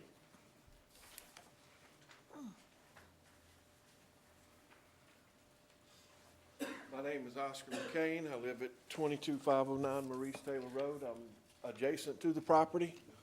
And just like Miss Linda said, there has been several issues with the property. There are some mobile homes in the area. Most of them are moving out. Most of the ones back toward the back of Press Sharp Road are pretty dilapidated, and people are either adding on to them and disguising them, or they're building houses and they're getting them out. I believe another mobile home in the area would decrease the property values, and the only bad part about that is every time they do a tax assessment, they say your values go up, but you get it appraised and it's down because there's another mobile home in the area. So I would ask that you vote against it. Thank you. Anyone else wish to speak? Mr. Falgout, you have a few minutes for rebuttal. Thank you. That pond this lady spoke about was an eyesore.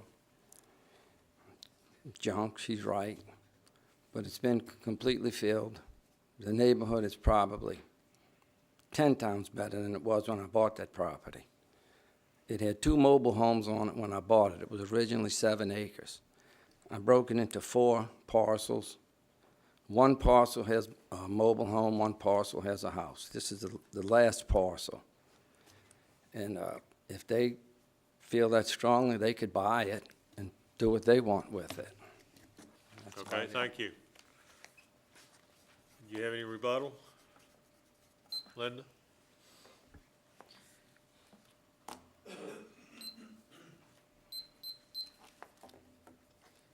I cannot afford to buy it, but I do want to keep our neighborhood looking good. We don't want it to go down, okay? Okay, thank you. I'm gonna close the floor. Yes, sir, come on.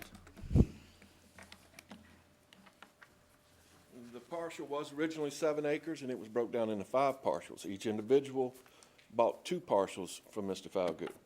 This is the last parcel, and I have attempted to buy it, but I'm not paying over market value. And at another mobile home in the area is really going to depreciate everything, especially when they're trying to move them out. And we've got all these bigger houses coming in. I'm working hard to keep my value up, and I just feel it's going to bring it down. Okay, thank you. I'm gonna close the floor to the public, bring it back to the commission. Ms. Casabon. Yes, Mr. Falgout. Yes, ma'am. You come up. You originally bought this 7 acres? Yes, ma'am. You divided it into 5 parcels? 4 parts. 4 parcels, and you've sold off, you sold them? You I live sold on- 3. You sold 3, And so what do you plan to do with this one? You're selling it, renting it? Yes, ma'am. No, it's for sale. All right. I consider this to be like more commercial that you're doing with this. In the past, when we've divided or allowed mobile homes, it's been for the fact that it's a family member that needs it, and that sort of thing. So I see this as just kind of like a commercial adventure, and I'm going to move to deny. We have a motion and a second to deny. Mr. Willie? Mr. Falgo, I have one question. Do you live on that parcel that you have left, or where do you No, live? Where do you no, I live on Highway 1082. Okay, thank you. Mr. Matthews? Mr. Felgood, you said that you divided into four, I believe in this map, it's A, B, C, and D shown on Yes, this. do you need to see a copy? No, I've got one. Which, one of these you said has a mobile home on it? Yes, Which one? sir. That would be C. C, right next door, has a mobile home on it. Right. Um, The property, and- Okay, and you sold that piece of property to someone and they're living in a mobile home? yeah, the property had 2 mobile homes on it when I bought it. Okay, and what you're planning to do with parcel D is to put a mobile home on it and rent it? No. I may not even put a mobile home on it, Okay, but then why are we asking for a mobile home all the way? because I've had inquiries, and the first question is, can we put a mobile home on it? Because young people have to start someplace, and what they need to do, it's big enough where they could put a mobile home and then build the house and move the mobile home out Okay, so later if they you're see. not planning on renting this piece of property? Oh, no. You're planning on selling it with the option that the person that buys it Right, can and put have a an mobile option home to on put it? a mobile home or build a house. Okay, that's a little different than a commercial endeavor. Yeah. Renting. It's a little different, Martha, than a commercial endeavor. I stand to be corrected. I meant that he would make money off of it, and it's not for his family or himself to have a place to live. That's what I meant by Hey, he's making money off of it, not for his family, to live on or a child to live on. That's what I meant. well, it's not impossible for me to give that to one of my children. I'll move on it myself if my wife acts up. But the point is, we should have an option here because there are mobile homes in the area. It wouldn't be, we're not talking about Beauchene. Okay, all right, thank you. Thank you. We have a motion and a second to deny. Any further discussion? Please vote.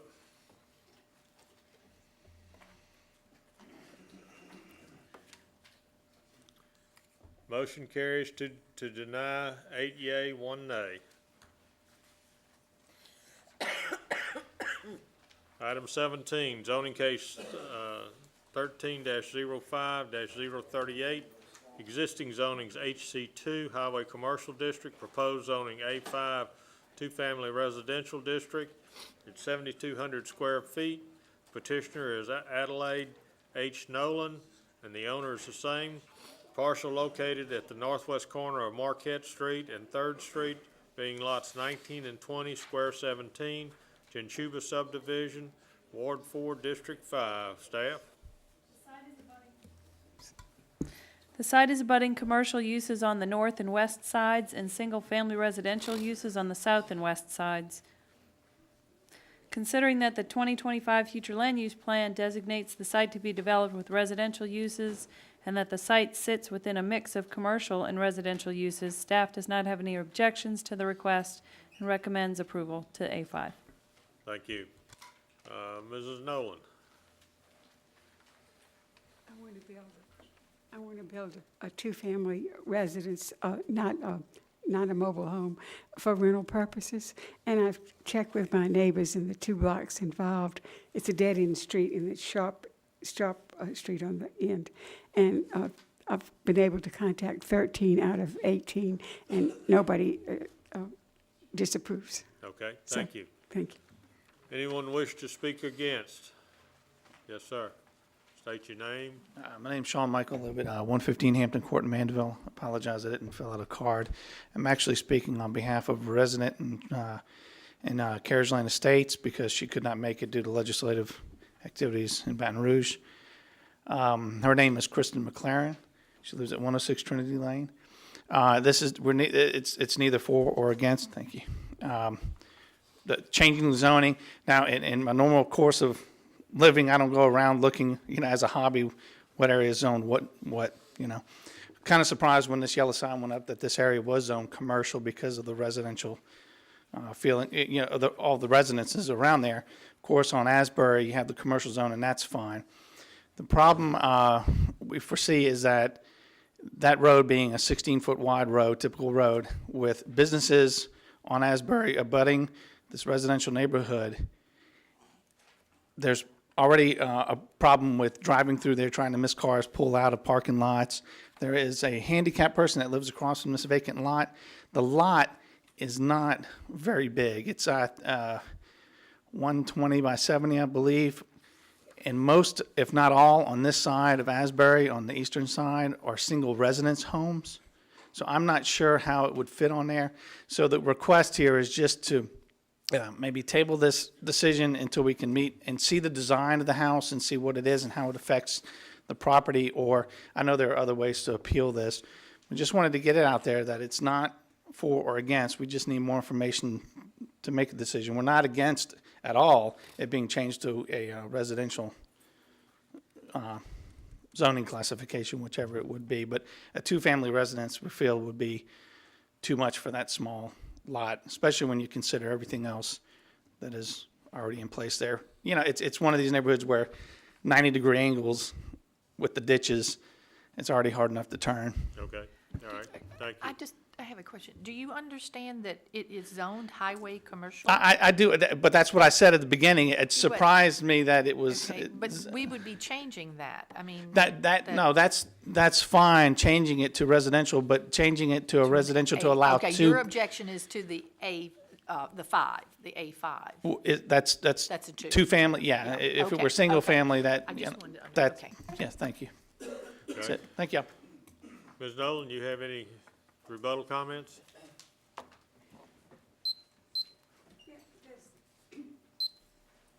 There already is a parking area that people park in on this for 2 cars.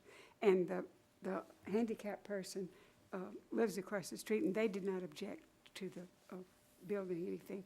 And it's not going to be a huge place. It's going to be maybe between 700 and, at the most, I think 880 square feet for each unit. And that will run the length of the property, and it will be properly apportioned. It will not be some big square thing. It's not going to be 2-story. Okay, all right. Thank you. You have any rebuttal comments? No. Okay, I'm going to close the floor to the public, bring it back to the commission. Mr. Davis. Yes, for the gentleman that was up here, will you come back up to the podium, please?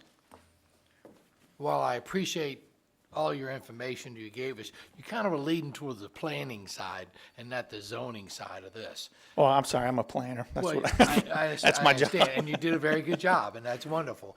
From a zoning side, looking at going from highway commercial 2 here to A5 is probably something that we would prefer on this commission. So with that being said, I'm going to make a motion to approve the zoning change to A5. We have a motion to approve zoning case 13. Do we have a second? Second by Mr. Randolph. Motion and a second on zoning case 13-05-038, going from HC2 to A5. Please vote.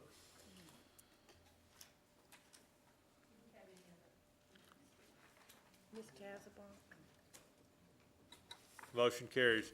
Just for your information, this won't be heard by the council probably for about 30 days, and you have 10 days to appeal, so there's plenty of time for y'all to get together and come up with what you want, okay?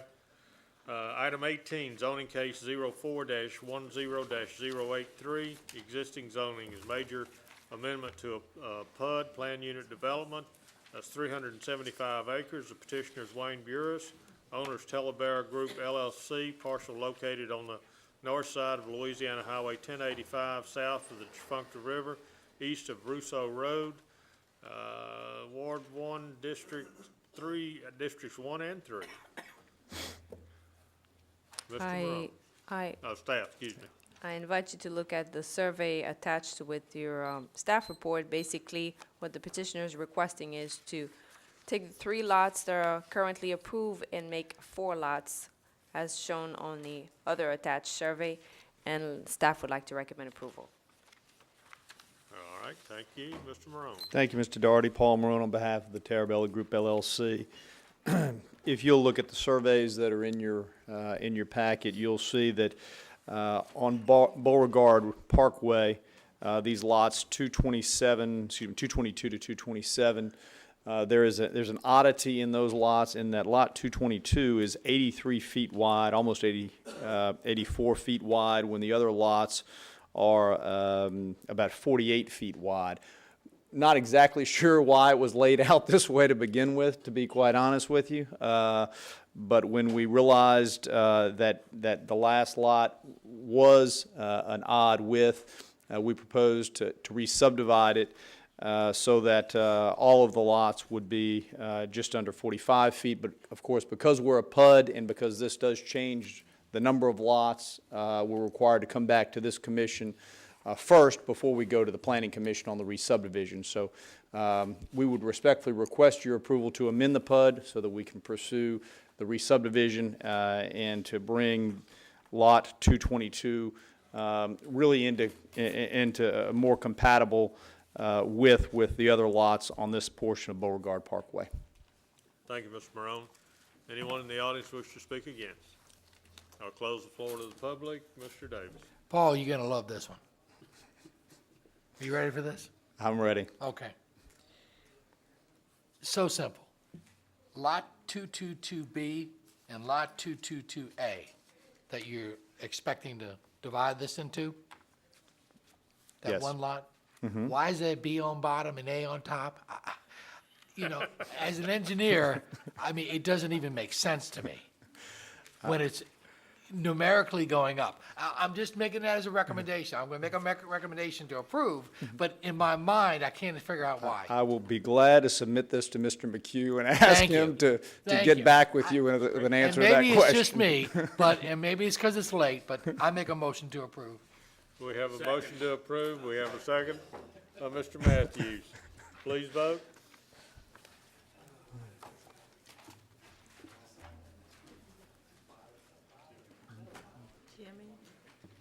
Jimmy Davis. Jimmy, vote.